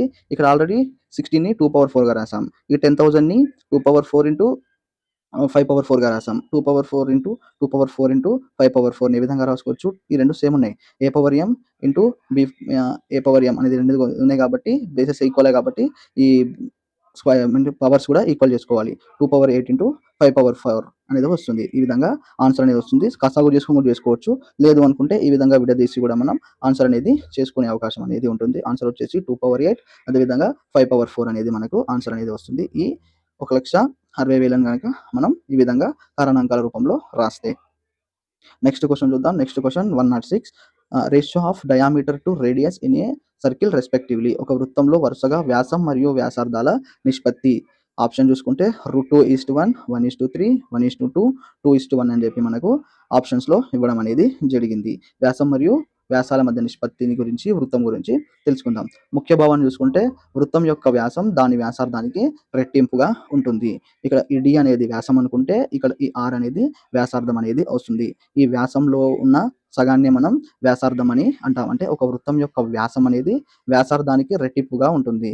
వ్యాసం ఎక్కువగా ఉంటుంది, వ్యాసార్థం ఇందులో సగంగా ఉండేది. ఇది వ్యాసార్థం ఈ రెండు కలిపితేనే వ్యాసం అనేది అవుతుంది. కాబట్టి d is equal to 2r. వ్యాసం బై వ్యాసార్థం. వ్యాసం అనేది d, వ్యాసార్థం అనేది r. ఈ వ్యాసాన్ని ఏ విధంగా రాసుకోవచ్చు 2r కూడా రాసుకోవచ్చు కదా. రెండు వ్యాసార్థాలు కలిపితే ఒక వ్యాసం అవుతుంది కాబట్టి d is equal to 2r. వ్యాసార్థం అంటే r. 2/1 అంటే దీన్ని 2:1గా కూడా రాసుకోవచ్చు. 2/1 రాసుకున్నా ఒకటే, 2:1 రాసుకున్నా కూడా ఒకటే. కాబట్టి వ్యాసానికి మరియు వ్యాసార్థానికి మధ్య నిష్పత్తి వచ్చేసి 2:1 అనేది అవుతుంది. అంటే వ్యాసం మరియు వ్యాసార్థాల మధ్య నిష్పత్తి. ఇక్కడ ఉన్న పెద్ద ఒక త్రిభుజంలో ఒక వృత్తంలో ఈ పెద్దగా ఉండేది వ్యాసం అవుతుంది. ఇందులో సగం వచ్చేసి మనకి వ్యాసార్థం అనేది అవుతుంది. దీనికి మధ్య నిష్పత్తి కనుక చూసుకుంటే 2:1గా ఉంటుంది. ఏ వృత్తానికైనా దాని వ్యాసం మరియు వ్యాసార్థాల నిష్పత్తి ఎప్పుడు 2కి 1గా ఉంటుంది. అంటే 2:1గా ఉంటుంది. ఏ వృత్తానికి తీసుకున్నా, చిన్న వ్యాసం తీసుకున్నా, పెద్ద వృత్తం తీసుకున్నా, చిన్న వృత్తం తీసుకున్నా దాని వ్యాసానికి మరియు వ్యాసార్థానికి మధ్య నిష్పత్తి వచ్చేసి 2:1 అనేదే ఉంటుంది. చిన్నదైనా పెద్దదైనా. Next question 107 the number of triangular faces in a square pyramid is. చతురస్రాకార పిరమిడ్లో ఉండే త్రిభుజాకార ముఖాల సంఖ్య. ఆప్షన్స్ 2, 5, 4, 3 అనేది మనకు ఆప్షన్స్‌గా ఇచ్చాడు. ముందుగా మనం ఈ చతురస్రాకార పిరమిడ్ స్క్వేర్ పిరమిడ్ గనుక చూద్దాం. స్క్వేర్ పిరమిడ్ ఏ విధంగా ఉంటుంది. ఈ విధంగా ఈ చతురస్రాకార పిరమిడ్ అనేది ఉంటుంది. అంటే ఈ కిందులో బేస్ వచ్చేసి మనకి చతురస్రాకారంలో ఉంటుంది. ఈ పైన వచ్చేసి మనకు పిరమిడ్ ఆకారంలో ఉంటుంది కాబట్టి దీన్ని చతురస్రాకార పిరమిడ్ అని అంటాం. ఇందులో ముఖాల సంఖ్య ఏవేవి ఉంటాయి అంటే ఇందులో ఒక చతురస్రాకార బేస్ అనేది ఉంటుంది. ఈ కింద ఉంది కదా ఇదొక చతురస్రాకార బేస్. ఇంకా త్రిభుజాకార ముఖాలు ఎన్ని ఉంటాయి. ఇక్కడ ఒక త్రిభుజాకార ముఖం, ఇక్కడ ఒక త్రిభుజాకార ముఖం, అటువైపు ఒక త్రిభుజాకార ముఖం, అటువైపు ఒక త్రిభుజాకార ముఖం. అంటే మొత్తంగా 4 త్రిభుజాకార ముఖాలు ఉంటాయి. ఒక చతురస్రాకార ముఖం. మొత్తంగా అంటేనేమో 5 ముఖాలు ఉంటాయి. అంటే ఇందులో 4 త్రిభుజాకార ముఖాలు, ఒక చతురస్రాకార ముఖం. అంటే ఈ స్క్వేర్ పిరమిడ్‌లో ఒక స్క్వేర్ బేస్ అనేది ఉంటుంది. అదేవిధంగా 4 ట్రయాంగిల్ ఫేసెస్ ఉంటాయి. టోటల్‌గా ఫేసెస్ చూసుకుంటే 5 అనేది ఉంటుంది. మనకేమడిగాడు త్రిభుజాకార ముఖాలు మాత్రమే అడిగాడు కాబట్టి 4 త్రిభుజాకార ముఖాలు అనేవి ఉంటాయి. 4 ట్రయాంగిల్ ఫేసెస్ ఉంటాయి కాబట్టి ఆప్షన్ 3 అనేది మనకు సరైన సమాధానం అనేది అవుతుంది. ఇలా స్క్వేర్ పిరమిడ్‌లో ఉండేటివి ఎంత ఒకటేమో చతురస్రాకార ఫేస్ అనేది స్క్వేర్ బేస్ అనేది బేస్‌గా ఉంటుంది. అంటే భూమిగా ఉంటుంది. చతురస్రాకార బేస్ ఉంటుంది. 4 త్రిభుజాకార ముఖాలు ఇటువైపు 2, అటువైపు 2 అనేవి మనకు మొత్తంగా 4 త్రిభుజాకార ముఖాలు అనేవి ఉంటాయి. మొత్తంగా ముఖాలు వచ్చేసి 5. త్రిభుజాకార ముఖం అంటే 4, చతురస్రాకార బేస్ అంటేనేమో 1 అనేది ఉంటుంది. నెక్స్ట్ క్వెషన్ చూద్దాం. నెక్స్ట్ క్వెషన్ వచ్చేసి 108 question. Out of 144 students in a class 3/9 of the students play cricket, 4/9 of the students play basketball and rest of play hockey. What is the number of students who play hockey. ఒక తరగతి గదిలో 144 మంది విద్యార్థులలో 3/9 వంతు మంది cricket ఆడుతారు. 4/9 వంతు మంది విద్యార్థులు బాస్కెట్‌బాల్ ఆడుతారు. మరియు మిగిలిన వారు హాకీ ఆడతారు. హాకీ ఆడే విద్యార్థుల సంఖ్య అనేది ఎంత? ఓవరాల్‌గా 144 ఉంటే ఇందులో 3/9 అనేది క్రికెట్ ఆడితే 4/9 మంది విద్యార్థులు బాస్కెట్‌బాల్ ఆడతారు. ఇందులో మిగిలిన వారంతా వచ్చేసి హాకీ అంటే హాకీ విద్యార్థుల సంఖ్య కనుక్కోవాలి. అంటే టోటల్‌గా 144 ఉన్నారు కాబట్టి ఇందులో ముందుగా క్రికెట్ ఆడేవారు ఎంత కనుక్కోవాలి. తర్వాత బాస్కెట్‌బాల్ ఆడేవారు ఎంత కనుక్కోవాలి. అందులో నుంచి ఈ రెండిటిని క్రికెట్ మరియు బాస్కెట్‌బాల్‌ని కలిపి ఓవరాల్‌గా ఉన్న వాటిలో నుంచి మైనస్ చేస్తే మనకి హాకీ ఆడే విద్యార్థులు ఎంత అని చెప్పి మనకి ఆన్సర్ అనేది తెలిసిపోతుంది. మొత్తం విద్యార్థులు వచ్చేసి 144 మంది మొత్తం విద్యార్థులు. ఇందులో క్రికెట్ ఆడేవాళ్ళు ఎంత? 3/9 అంటే 144 ఇంటూ 3/9 చేస్తే 9 వన్స్ 9, 16 144 అనేది వస్తుంది. 16 ఇంటూ 3 అంటే మనకు ఆన్సర్ వచ్చేసి 48 అనేది క్రికెట్ ఆడుతారు. అంటే ఈ 144లో 48 మెంబర్స్ క్రికెట్ ఆడుతున్నారు. సేమ్ అదే విధంగా చూసుకుంటే మనకి బాస్కెట్‌బాల్ ఆడేవారు కూడా కావాలి కదా! బి అంటే బాస్కెట్‌బాల్ అనుకుందాం. టోటల్‌గా వచ్చేసి 144 మెంబర్స్. ఇందులో బాస్కెట్‌బాల్ ఆడేవారు 4/9. 9 వన్స్ 9, 16 144. 16 ఇంటూ 4 వచ్చేసి మనకు 64. ఇంతకు ముందుగా క్రికెట్ ఆడేవారు ఎంత వచ్చిర్రు మనకి? క్రికెట్ ఆడేవారు వచ్చేసి మనకి ఎంత వచ్చిర్రు? 48 అనేది వచ్చిర్రు. టోటల్‌గా ఇది బాస్కెట్‌బాల్ ఆడేవారు, ఇది క్రికెట్ ఆడేవారు. ఈళ్ళు ఓవరాల్‌గా ఎంతున్నారు మనకి 112 అనేది మనకు క్రికెట్ ప్లస్ బాస్కెట్‌బాల్ ఆడేవారు ఉన్నారు. ఓవరాల్‌గా వచ్చేసి 141 ఉన్నారు. ఇలా 144 మైనస్ 112 గనుక చేస్తే మిగిలింది వచ్చేవాళ్ళు 32 మెంబర్స్ వచ్చేసి మనకు హాకీ అనేది ఆడతారు. ఈ విధంగా ఇస్తే ముందుగా క్రికెట్ ఆడేవారు ఎంతమంది ఉన్నారు కనుక్కోవాలి. తర్వాత బాస్కెట్‌బాల్ ఎంతమంది ఉన్నారు కనుక్కోవాలి. ఆ రెండిటిని కలిపి టోటల్‌గా విద్యార్థులతో మైనస్ చేస్తే మిగిలినది హాకీ ఆడేవారు వచ్చేసి 32 అవుతది. దీన్ని 32 ఇచ్చిర్రు. అదే విధంగా ఇలా 3/9, 4/9 వంతులో ఇస్తే డైరెక్ట్‌గా 2/9 అనేది పెట్టవచ్చు. ఇట్లా ఎలా చెప్పొచ్చు? ఇదంతా చేయాల్సిన అవసరం కూడా లేకుండా డైరెక్ట్‌గా ఎలా చేయొచ్చు అంటే ఇక్కడ లవం బై హారం కదా! ఈ హారం అనేది ఎప్పుడు కూడా టోటల్ నంబర్‌ని ఎన్ని సార్లు డివైడ్ చేస్తుందని చెప్పి చెప్తుంది. అంటే ఈ 144 అనేది టోటల్‌గా 9 వంతులు అంటే 9 వంతులు డివైడ్ చేస్తుంది. ఇక్కడ ఎన్నున్నాయి? ఇదేమో 3, ఇదేమో 4 అంటే ఓవరాల్‌గా 7 అయింది. ఇక్కడ మిగిలింది 9. 9లో నుంచి 2 పోతే 2 మిగులుతుంది. 2/9 అనేది మిగిలిన వారు. అంటే హాకీ ఆడేవారు వచ్చేసి 2/9 వంతు వస్తుంది. క్రికెట్ వచ్చేసి మనకు 3/9, బాస్కెట్‌బాల్ వచ్చేసి 4/9 అనేది ఆన్సర్ అనేది వస్తుంది. కాబట్టి ఇక్కడ మనకి అడిగింది హాకీ ఆడేవారు కాదు కాబట్టి ఆన్సర్ వచ్చేసి 32 అనేది సరైన సమాధానం. క్వెషన్ నంబర్ 109 చూద్దాం. The area of an isosceles triangle having perimeter 36 centimetres and length of the unequal side is 10 centimetres is చుట్టుకొలత 36 సెంటీమీటర్స్ మరియు అసమాన భుజం 10 సెంటీమీటర్స్ పొడవు కలిగిన సమద్విబాహు త్రిభుజం యొక్క వైశాల్యం చదరపు సెంటీమీటర్లలో కనుక్కోమని చెప్పి ఇచ్చాడు. ఆప్షన్ చూసుకుంటే 80, 60, 72 అండ్ 66 అని చెప్పి 4 ఆప్షన్స్ అనేవి ఇవ్వడం జరిగింది. ఇందులో మనకు తెలిపింది ఏంటంటే సమద్విబాహు త్రిభుజం కాబట్టి ఈ సమద్విబాహు త్రిభుజంలో 2 భుజాలు అనేవి సమానంగా ఉంటాయి. మిగిలిన భుజం వచ్చేసి అసమానంగా ఉంటుంది, అన్‌ఈక్వల్‌గా ఉంటుంది. ఇక్కడ సమద్విబాహు త్రిభుజం గనుక తీసుకుంటే ఈ 2 భుజాలు సమానంగా ఉంటాయి. ఈ మిగిలిన ఇంకొక భుజం వచ్చేసి అసమానంగా ఉంటుంది. దీని చుట్టుకొలత ఇది ఏ అనుకుంటే ఇది బి అనేది అవుతుంది. ఇక్కడ 2a plus B is equal to perimeter అనేది అవుతుంది. పెరిమీటర్ వచ్చేసి ఎంత? 36. అన్‌ఈక్వల్ సైడ్ వచ్చేసి ఎంత? 10 కదా అన్‌ఈక్వల్ సైడ్. పెరిమీటర్ వచ్చేసి 36. ఇందులో ఇక్కడ బి దగ్గర 10, బి దగ్గర 36 అనేది మనం యాడ్ చేసి ప్రతిక్షేపిస్తే మనకు వచ్చేది ఏంటి? 2a plus 10 is equal to 36. 10 అనేది ఇక్కడ ప్లస్ అవుతుంది. ఈక్వల్ అక్కడైతే మైనస్ అవుతుంది. 2a ఈజ్ ఈక్వల్ టు 36 నుంచి మైనస్ 10 చేస్తే 26 అనేది వస్తుంది. 2 1 2 13 అంటే సైడ్ వచ్చేసి ఎంత? a వచ్చేసి 13 అండ్ అన్‌ఈక్వల్ సైడ్ వచ్చేసి మనకి 10 అనేది వస్తుంది. కాబట్టి ఇందులో మనకు కావాల్సింది ఏంటి? వైశాల్యం. వైశాల్యం కనుక్కోవాలంటే మనకి హైట్ అనేది కావాలి. హైట్ అనేది ఏ విధంగా కనుక్కుందాం అనేది చూద్దాం. ముందుగా ఒక త్రిభుజం అనేది తీసుకుందాం. సమద్విబాహు త్రిభుజం అనేది తీసుకుందాం. దీని సైడ్ వచ్చేసి ఎంత? a అనేది మనకు 13 వచ్చింది. ఇక్కడ కూడా 13. ఇక్కడ అన్‌ఈక్వల్ సైడ్ వచ్చేసి బేస్ అనేది 10 గా ఉంది. ఇక్కడ మనం కనుక చూసుకుంటే దీన్ని ఇలా మధ్యలో కనుక మనం ఖండిస్తే ఇక్కడ ఒక రైట్ యాంగిల్ ట్రయాంగిల్ వస్తుంది. ఇక్కడ ఒక రైట్ యాంగిల్ ట్రయాంగిల్ అనేది వస్తుంది. ఇక్కడ మనకి హైట్ అనేది తెలియదు.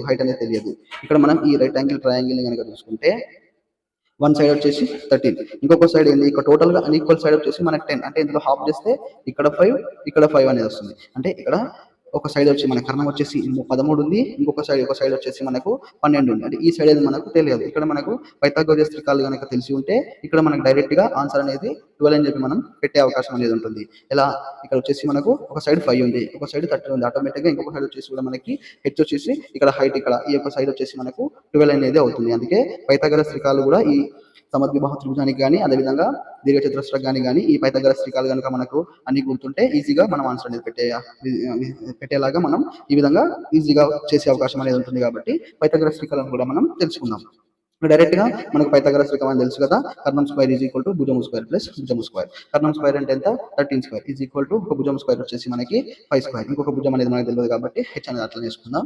13 స్క్వేర్ అంటే ఎంత? 169 minus 25 is equal to H square. 169ల నుంచి 125 తీసేస్తే మనకు 144 అనేది వస్తుంది. హెచ్ స్క్వేర్ అనేది 144 అయితే then h is equal to 12 అనేది అవుతుంది. ఇలా పైథాగరస్ త్రికాల ద్వారా కూడా మనం చాలా ఫాస్ట్‌గా ఆన్సర్ అనేది చేసే అవకాశం అనేది ఉంటుంది. ఇక్కడ హెచ్ వచ్చేసి 12 అనేది వచ్చింది. ఈ సమద్విబాహు త్రిభుజం యొక్క ఒక సైడ్ వచ్చేసి మనకి 13, బేస్ వచ్చేసి 5, ఇక్కడ హైట్ వచ్చేసి మనకు 12 అనేది తెలిసింది. మనకు వైశాల్యం కావాలంటే, ఒక త్రిభుజం యొక్క వైశాల్యం కావాలంటే హాఫ్ ఇంటూ BHA కదా మనకు సంబంధించింది. త్రిభుజం యొక్క వైశాల్యాన్ని కనుక్కోవాల్సింది. ఇక్కడ B అంటేనేమో 10, హెచ్ వచ్చేసి మనకి 12 అనేది వచ్చింది. ఇక్కడ ఈ B దగ్గర 10 అని, హెచ్ దగ్గర 12 అనేది మనం యాడ్ చేస్తే మనకి ఏ విధంగా వస్తుందంటే హాఫ్ ఇంటూ బేస్ వచ్చేసి 10 ఇంటూ హైట్ వచ్చేసి 12.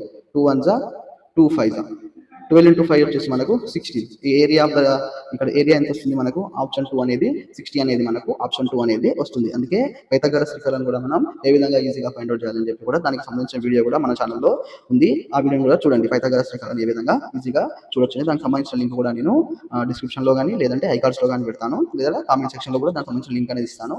చూసే ప్రయత్నం అనేది చేయండి. లేదంటే మన ఛానల్లో వెళ్ళి ప్లేలిస్ట్లో కూడా మ్యాథ్స్ సంబంధించిన ప్లేలిస్ట్ ఉంటుంది కదా, దాంట్లో కూడా ఈ పైథాగరస్ త్రికలకు సంబంధించిన వీడియో అనేది ఉంటుంది. ఈజీగా ఏ విధంగా ఫైండ్ అవుట్ చేయాలని చెప్పి వీడియోని పెట్టడం జరిగింది. అది కూడా వీడియో చూడండి. పైథాగరస్ త్రికాలం గురించి ఈజీగా ఆన్సర్ అనేది చేయవచ్చు. ఈ విధంగా రిలేటెడ్ గా వస్తే మనకు సమయం అనేది వృధా అవ్వకుండా తొందరగా ఆన్సర్ అనేది పెట్టే అవకాశం అనేది ఉంటుంది. ఈ విధంగా సమద్విబాహు త్రిభుజం యొక్క వైశాల్యం ఎంత అంటే 60 సెంటీమీటర్స్ అనేది మనకు ఆప్షన్ లో ఉంది కాబట్టి ఆప్షన్ 2 అనేది సరైన సమాధానం అవుతుంది. ఇక్కడ కూడా చూడండి, ఇక్కడ 36 - 10 ఇది షార్ట్ కట్స్ లో ఉంటుంది. ఇన్ఫోగ్రఫిక్ లో ఏ వచ్చేసి 13, అదేవిధంగా అన్ఈక్వల్ వచ్చేసి 10. ఈ విధంగా చూసుకుంటే ఇక్కడ 5 అవుతుంది, ఇక్కడ 13, ఇక్కడ ఆటోమేటిక్ గా 5 తెలియదు కాబట్టి పైథాగరస్ త్రికాల ద్వారా H square plus 5 square is equal to 13 square అంటే కర్ణం స్క్వేర్ ఈజ్ ఈక్వల్ టు భుజం స్క్వేర్ ప్లస్ భుజం స్క్వేర్ కదా పైథాగరస్ త్రికం యొక్క సూత్రం. ఇక్కడ 5 అంటే ఇక్కడ 10 ఉంది, మన 5 ఇక్కడ వచ్చిందంటే ఇది టోటల్ అన్ఈక్వల్ సైడ్ వచ్చేసి 10 సెంటీమీటర్స్. దీన్ని హాఫ్ చేస్తే ఇక్కడ ఒక 5 ఇక్కడ ఒక 5 వస్తుంది. ఇలా డైరెక్ట్ ఇక్కడ 10 ఉంది కదా, 5 ఇక్కడ వచ్చింది మైనస్ కన్ఫ్యూజ్ అవ్వగలరు. టోటల్ గా అన్ఈక్వల్ సైడ్ 10 అనుకుంటే దీన్ని హాఫ్ చేస్తే ఇక్కడ ఒక 5 వస్తుంది, ఇక్కడ ఒక 5 వస్తుంది. అందుకే ఇక్కడ 5 స్క్వేర్ అనేది తీసుకున్నాము. టోటల్ గా హైట్ వచ్చేసి మనకు 12 సెంటీమీటర్స్ అనేది వస్తుంది. వైశాల్యానికి సూత్రం హాఫ్ ఈజ్ ఈక్వల్ టు పీఠం ఇంటూ 8 అంటే బెర్త్ ఇంటూ హైట్. ఇక్కడ బెర్త్ వచ్చేసి 10, హైట్ వచ్చేసి 12 ఇంటూ హాఫ్. ఇక్కడ హాఫ్ కి 5 మైనస్ అవుతుంది, ఇక్కడ 5 మిగులుతుంది. 12 ఇంటూ 5 వచ్చేసి 60 చదరపు సెంటీమీటర్లు అనేది ఈ సమద్విబాహు త్రిభుజం యొక్క వైశాల్యం అనేది వస్తుంది. ఇక సమద్విబాహు త్రిభుజం యొక్క ధర్మాలు మరియు రకాలు కనుక చూసుకుందాం. సమద్విబాహు త్రిభుజంలో 2 భుజాలు సమానంగా ఉంటాయి, సమాన భుజాలు ఎదుటి కోణాలు సమానంగా ఉంటాయి. శీర్షం నుండి లంబం భూమిని సమద్విఖండన చేస్తుంది. శీర్ష కోణం ద్విఖండన రేఖ. సూత్రాలు వచ్చేసి వైశాల్యానికి half into B into H లేదా b/4 under root of 4a² minus b² కూడా ఇలా హాఫ్ ఇంటూ bh అనే వేసుకోవచ్చు, లేదంటే b/4 under root 4a² minus b² కూడా ఈ ఏరియాకి ఫార్ములాగా చూసుకోవచ్చు. అదేవిధంగా చుట్టుకొలత చూసుకుంటే 2a + b అనేది సమద్విబాహు త్రిభుజం యొక్క ధర్మాలు, వాటికి సంబంధించిన సూత్రాలు చూసే ప్రయత్నం అనేది చేయండి. తర్వాత సమద్విబాహు అల్పకోణ త్రిభుజం అని, సమద్విబాహు అధిక కోణ త్రిభుజం అని, సమద్విబాహు లంబకోణ త్రిభుజం అని చెప్పి కూడా ఇందులో 3 రకాల కోణాలన్నీ 3 రకాల సమద్విబాహు త్రిభుజాలు కూడా ఉంటాయి. ఇక్కడ కోణం అనేది 90 డిగ్రీస్, మిగిలినవన్నీ కూడా 45 డిగ్రీస్ అని ఉంటుంది. ఇందులో ఈ సమద్విబాహు లంబకోణ త్రిభుజంలో ఒక కోణం 90 డిగ్రీస్ ఉంటే మిగిలిన 2 కూడా మనకి 45 డిగ్రీస్ అనేది ఉంటుంది. ఇక కర్ణం పొడవు వచ్చేసి a√2 అనేది మనకు ఈ లంబకోణ సమద్విబాహు త్రిభుజం యొక్క కర్ణం పొడవు a√2 అనేది కూడా ఉంటుంది. అదేవిధంగా ఈ సమద్విబాహు అల్పకోణ త్రిభుజంలో అన్ని కోణాలు కూడా 90 కన్నా తక్కువగానే ఉంటాయి. అన్ని కోణాలు కూడా ఇక్కడ ఏ కోణం తీసుకున్నా, ఈ కోణం 3 కోణాలు తీసుకున్నా అన్ని కూడా 90 కన్నా తక్కువ ఉంటాయి కాబట్టి దీన్ని సమద్విబాహు అల్పకోణ త్రిభుజం అని అంటారు. ఇక్కడ ఒక కోణం వచ్చేసి 90 కన్నా ఎక్కువగా ఉంటే సమద్విబాహు అధిక కోణ త్రిభుజం అని చెప్పి అంటారు. అంటే ఈ సమద్విబాహు త్రిభుజాల్లో 3 రకాల కోణాలు ఉంటాయి. సమద్విబాహు అల్పకోణ త్రిభుజము, సమద్విబాహు అధిక కోణ త్రిభుజము, అదేవిధంగా సమద్విబాహు లంబకోణ త్రిభుజము. ఇది సమద్విబాహు త్రిభుజం యొక్క శీర్షాలు, దానికి సంబంధించిన సూత్రాలు చూసుకునే ప్రయత్నం అనేది చేయండి. నెక్స్ట్ క్వశ్చన్ చూద్దాం. నెక్స్ట్ క్వశ్చన్ వచ్చేసి 110 question. 1.06 whole square minus 0.94 whole square is equal to options వచ్చేసి 0.12, 2.40, 0.114, 0.24 అని చెప్పి మనకు 4 ఆప్షన్స్ అనేది ఇవ్వడం అనేది జరిగింది. ఇది ఏ విధంగా ఉంది? మనకి ఘాతాలు, ఘాతాంక న్యాయాలు, అదేవిధంగా వర్గ సంబంధించినవి ఉన్నాయి కదా, ఘాతాంక న్యాయాలు, వర్గ సంబంధించిన బీజీయ సమాసాలకు సంబంధించిన ఇవి ఉన్నాయి కదా ఫార్ములాస్, బీజగణిత ముఖ్య సూత్రాలు, వర్గ సూత్రాలు, ఘన సూత్రాలు, ఘాతాంక న్యాయాలు. ఇందులో కనుక చూసుకుంటే ఇది వచ్చేసి మనకు a² - b² అదే ఫార్ములాలో ఉండడం అనేది జరిగింది. ఇందులో ఈ వర్గ చూపిస్తా చూడండి. ఇక్కడ వర్గ సూత్రాలు ఉన్నాయి కదా, a + b into a - b is equal to a² - b². ఈ విధంగానే ఉంది. a² - b² అంటే a + b into a - b అనేది అవుతుంది. ఇందులో 1.06 అనేది ఏ, 0.94 అనేది బి అనుకుంటే A square minus B square is equal to A plus B into A minus B కదా. ఈ విధంగా మనం వేసుకున్నాం. ఈ విధంగా కనుక వేసుకుంటే ఇక్కడ చూడండి ఏ ప్లస్ బి 1.06 ప్లస్ 0.94 అనేది 2 అవుతుంది. అదేవిధంగా 1.06 మైనస్ 0.94 అంటే 0.12 అనేది అవుతుంది. దాన్ని ఇంటూ 2.00 ఇంటూ 0.12 అని చేసుకుంటే ఇంటూ చేస్తే మనకు 0.24 అనేది ఆన్సర్ అనేది వస్తుంది. కాబట్టి ఈ విధంగా వర్గ సూత్రాలు, గల సూత్రాలు, ఘాతాంక న్యాయాల పైన కూడా క్వశ్చన్స్ అనేది ఇవ్వడం జరుగుతుంది. ప్రతి సెషన్లో క్వశ్చన్ అనేది ఖచ్చితంగా ఉంటుంది. నెక్స్ట్ క్వశ్చన్ నంబర్ 111 క్వశ్చన్ చూద్దాం. The area of square whose diagonal is 11√2 centimetre is 11√2 సెంటీమీటర్లు కర్ణం కలిగిన చతురస్రం యొక్క వైశాల్యం చదరపు సెంటీమీటర్లో ఎంత అని చెప్పి క్వశ్చన్ ఇచ్చాడు. దీనికి సంబంధించిన ఆప్షన్స్ చూస్తుంటే 242, 484, 121 అండ్ 363 అని చెప్పి మనకి దీనికి సంబంధించిన ఆప్షన్స్ అనేది ఇచ్చాడు. నార్మల్గా ఇది ఒక చతురస్రం అనుకుంటే ఈ చతురస్రానికి సంబంధించిన సైడ్స్ అనేవి ఇచ్చాడా అంటే లేదు, సైడ్స్ అనేది ఇవ్వలేదు. కాకపోతే డయాగ్నల్ కర్ణం మాత్రం అనేది ఇచ్చాడు. నార్మల్గా ఈ చతురస్రం యొక్క పెరిమీటర్ అనుకుంటే 4a వచ్చేసి పెరిమీటర్ అవుతుంది. అదేవిధంగా ఏరియా వచ్చేసి సైడ్ ఇంటూ సైడ్, ఈ సైడ్ ఏ అనుకుంటే సైడ్ ఇంటూ సైడ్ ఏ స్క్వేర్ అనేది అవుతుంది. అదే ఒకవేళ డయాగ్నల్ కనుక ఇచ్చి ఏ కనుక్కోమంటే A√2 వచ్చేసి మనకు డయాగ్నల్ ఇచ్చి ఏమంటారు డయాగ్నల్ ఇస్తే మాత్రం A√2 అనేది మనం డయాగ్నల్ అనేది కనుక్కోవాలి. ఇక్కడ మనకు డయాగ్నల్ ఆల్రెడీ ఇచ్చాడు. 11√2 అనేది మనకు డయాగ్నల్ ఇచ్చాడు. దీనికి సంబంధించిన వైశాల్యం అనేది కనుక్కోవాలి. ఇక్కడ diagonal D is equal to A√2 కదా. ఈ A√2 అనేది డయాగ్నల్ సంబంధించింది సైడ్ కనుక్కోవడానికి. మామూలుగా మనకి చతురస్రం వైశాల్యం కావాలంటే సైడ్ వచ్చేస్తే చతురస్రం యొక్క వైశాల్యం కనుక్కోవచ్చు. ఇక్కడ A√2 దగ్గర 11√2 అని అనుకుందాం. డయాగ్నల్ A√2 కదా. ఇక్కడ A√2 ఈజ్ ఈక్వల్ టు 11√2. ఈ రూట్ టూ అనేది క్యాన్సిల్ అవుతుంది. ఇంకా సైడ్ వచ్చేసి ఎంత మనకి 11 అనేది వచ్చింది. ఒక సైడ్ అనేది 11 అయితే మనకు ఏరియా ఆఫ్ ద స్క్వేర్ ఎంత ఏ స్క్వేర్ కదా. అంటే 11 × 11 11 × 11 అంటే 121 అని చెప్పి మనకు ఆన్సర్ అనేది వస్తుంది. ఆప్షన్ 3 అనేది మనకు సరైన సమాధానం అనేది అవుతుంది. అందుకే చతురస్రం యొక్క వైశాల్యము, perimeter, area, perimeter and diagonal ఇచ్చినప్పుడు ఏ విధంగా కనుక్కోవాలని చెప్పి ఇంతకుముందు చెప్పిన ఫార్ములాస్ అనేవి గుర్తుంచుకుంటే ఈ విధంగా చిన్న షార్ట్ కట్ లో దీని యొక్క సమాధానం అనేది చేయవచ్చు. లేదు అంటే దీనికి లాంగ్ కట్ కూడా ఉంటుంది. కర్ణం ఇచ్చినప్పుడు వైశాల్యం కనుక్కోవాలంటే ఎలా, కర్ణం ఇచ్చినప్పుడు వైశాల్యం కనుక్కోవాలి అంటే A is equal to D²/2 అనేది వస్తుంది. ఇది D²/2. ఇక్కడ D ప్లేస్ లో మనం 11√2 అనేది సబ్స్టిట్యూట్ చేసి 11² √2² అంటే √2 క్యాన్సిల్ అవుతుంది. 2 క్యాన్సిల్ అవుతే D² 11² అంటే కూడా మనకు లాస్ట్ వచ్చేది మళ్ళీ 121 చెప్పి అనేది వస్తుంది. అదే షార్ట్ కట్ కాకుండా కొంచెం లాంగ్ కట్ అనేది అవుతుంది. డైరెక్ట్ గా మనకి ఇలా √2లో ఇస్తాడు మాక్సిమం. ఇలా కర్ణం ఇచ్చినప్పుడు వైశాల్యం కనుక్కోవాలన్నా లేకపోతే సైడ్ కనుక్కోవాలన్నా 11√2 కానీ 12√2 ఆ విధంగా ఇస్తాడు. కాబట్టి √2 క్యాన్సిల్ అవుతుంది. ఏ అనే సైడ్ వచ్చేసి 11 అవుతుంది. వైశాల్యం కనుక్కోవాలంటే A × A అంటే భుజం ఇంటూ భుజం, సైడ్ ఇంటూ సైడ్ కాబట్టి 11 × 11 121 అనేది సరైన సమాధానంగా అవుతుంది. ఇక్కడ చూసుకుంటే కర్ణం D ఈజ్ ఈక్వల్ టు 11√2. వైశాల్యం కనుక్కోవాలి. కర్ణం యొక్క ఫార్ములా వచ్చేసి ఇది 11√2. ఎస్ వచ్చేసి సైడ్ వచ్చేసి 11 అవుతుంది. వైశాల్యం కనుక్కోవాలంటే సైడ్ ఇచ్చి మనకు సైడ్ ఇంటూ సైడ్ కదా 121 సెంటీమీటర్స్ అనేది మనకు డైరెక్ట్ గా వస్తుంది. లేదంటే ప్రత్యామ్నాయ విధానంగా చూసుకుంటే సూత్రం D²/2 కదా.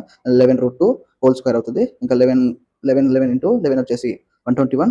రూట్లో ఈ రూట్ కి స్క్వేర్ కి క్యాన్సిల్ అయితే 2 మిగులుతుంది. కింద 2 పైన 2 క్యాన్సిల్ అయిపోతే మనకు 121 అనేది సరైన సమాధానం అనేది అవుతుంది. ఇలా లాంగ్ కట్ లో, షార్ట్ కట్ లో 2 రకాలుగా ఇన్ఫోగ్రఫిక్ ఫోటో అనేది ఇమేజ్ అనేది ఇవ్వడం జరిగింది. చూసుకునే ప్రయత్నం అనేది చేయండి. ఇక్కడ స్క్వేర్ యొక్క ధర్మాలు కూడా చూసుకుంటే చుట్టుకొలత వచ్చేసి మనకు 4a అవుతుంది. వైశాల్యం వచ్చేసి A² లేదా D²/2 రెండు కూడా మనకి వైశాల్యానికి సంబంధించిన ఫార్ములాలు అవుతాయి. లేదు కర్ణం పొడవు ఇస్తే మాత్రం A√2 అనేది మనకు A√2 అనేది కర్ణం పొడవు అనేది అవుతుంది. ఇక దీనికి సంబంధించిన ముఖ్యమైన ధర్మాలు కనుక చూసుకుంటే భుజాలు 4 భుజాలు సమానం, ఎదురెదురు భుజాలు సమాంతరం, ప్రతి అంతర కోణం వచ్చేసి 90 degrees అనేది అవుతుంది. అంటే లంబకోణం అనేది చేస్తుంది. తర్వాత కర్ణాల పొడవు సమానం మరియు పరస్పరం లంబ సమద్విఖండన అనేది చేసుకుంటాయి. ఈ కర్ణం పొడవు ఎంతైతే ఉంటుందో ఈ కర్ణం పొడవు కూడా అంతే ఉంటుంది. కాబట్టి కర్ణాల పొడవు సమానం, పరస్పరం లంబ సమద్విఖండన కూడా చేసుకుంటాయి.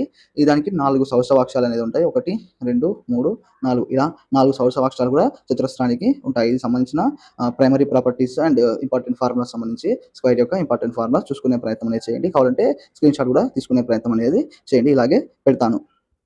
నెక్స్ట్ క్వశ్చన్ నెంబర్ చూసుకుంటే క్వశ్చన్ నెంబర్ వచ్చేసి 112 అనేది next question. The following number of objects are be shared equally among 4 children which cannot be divided equally. ఈ క్రింది వస్తువుల్లో 4 పిల్లలు సమానంగా పంచుకోవాల్సి వస్తే దీనిని సమానంగా విభజించలేమని చెప్పి క్వశ్చన్ అనేది ఇవ్వడం జరిగింది. దీనికి సంబంధించిన ఆప్షన్ కనుక చూసుకుంటే 1036, 1042, 1088 అండ్ 1024 అని చెప్పి మనకి ఆప్షన్స్ అనేది ఇచ్చాడు. ఈ యొక్క ప్రాబ్లమ్ ని మనం సాల్వ్ చేయాలి అంటే మనకు కావాల్సింది ఏంటి, బాధ్యత సూత్రాలు అనేది మనకు తెలిసి ఉండాలి. ఇది ఏ ఏ ఏ దేంతో చూడమన్నాడు, నలుగురు పిల్లలని చెప్పింది కాబట్టి 4 యొక్క బాధ్యత సూత్రాలు అనేది మనకు తెలిసి ఉంటే ఈ యొక్క ప్రాబ్లమ్ని ఈజీగా చేసే అవకాశం అనేది ఉంటుంది. మరి 4 యొక్క బాధ్యత సూత్రం ఏముంటుంది, ఒక సంఖ్యలోని చివరి 2 అంకెలు, ఇప్పుడు 1036 ఉంది కదా, ఈ చివరి 2 అంకెలు కనుక 4తో కనుక డివైడ్ అయితే ఆ నంబర్ మొత్తం కూడా మనకి 4తోని డివైడ్ అనేది అవుతుంది. ఆప్షన్ 1 చూస్తే 1036 ఉంది, 1036. ఇక్కడ లాస్ట్ 2 నంబర్ చూసుకుంటే 36 అనేది 4 టేబుల్ వస్తుందంటే ఎస్ వస్తుంది. 4 9 36 కాబట్టి ఈ టోటల్ కూడా మనకి 9 తోని డివైడ్ అనేది అవుతుంది. ఇక్కడ నెక్స్ట్ వచ్చేసి 1088 చూద్దాం. 1088 ఇక లాస్ట్ 2 నంబర్స్ 88 కాబట్టి 88 వచ్చేసి మనకి 4 తోని డివైడ్ అవుతుంది అంటే ఎస్ డివైడ్ అవుతుంది.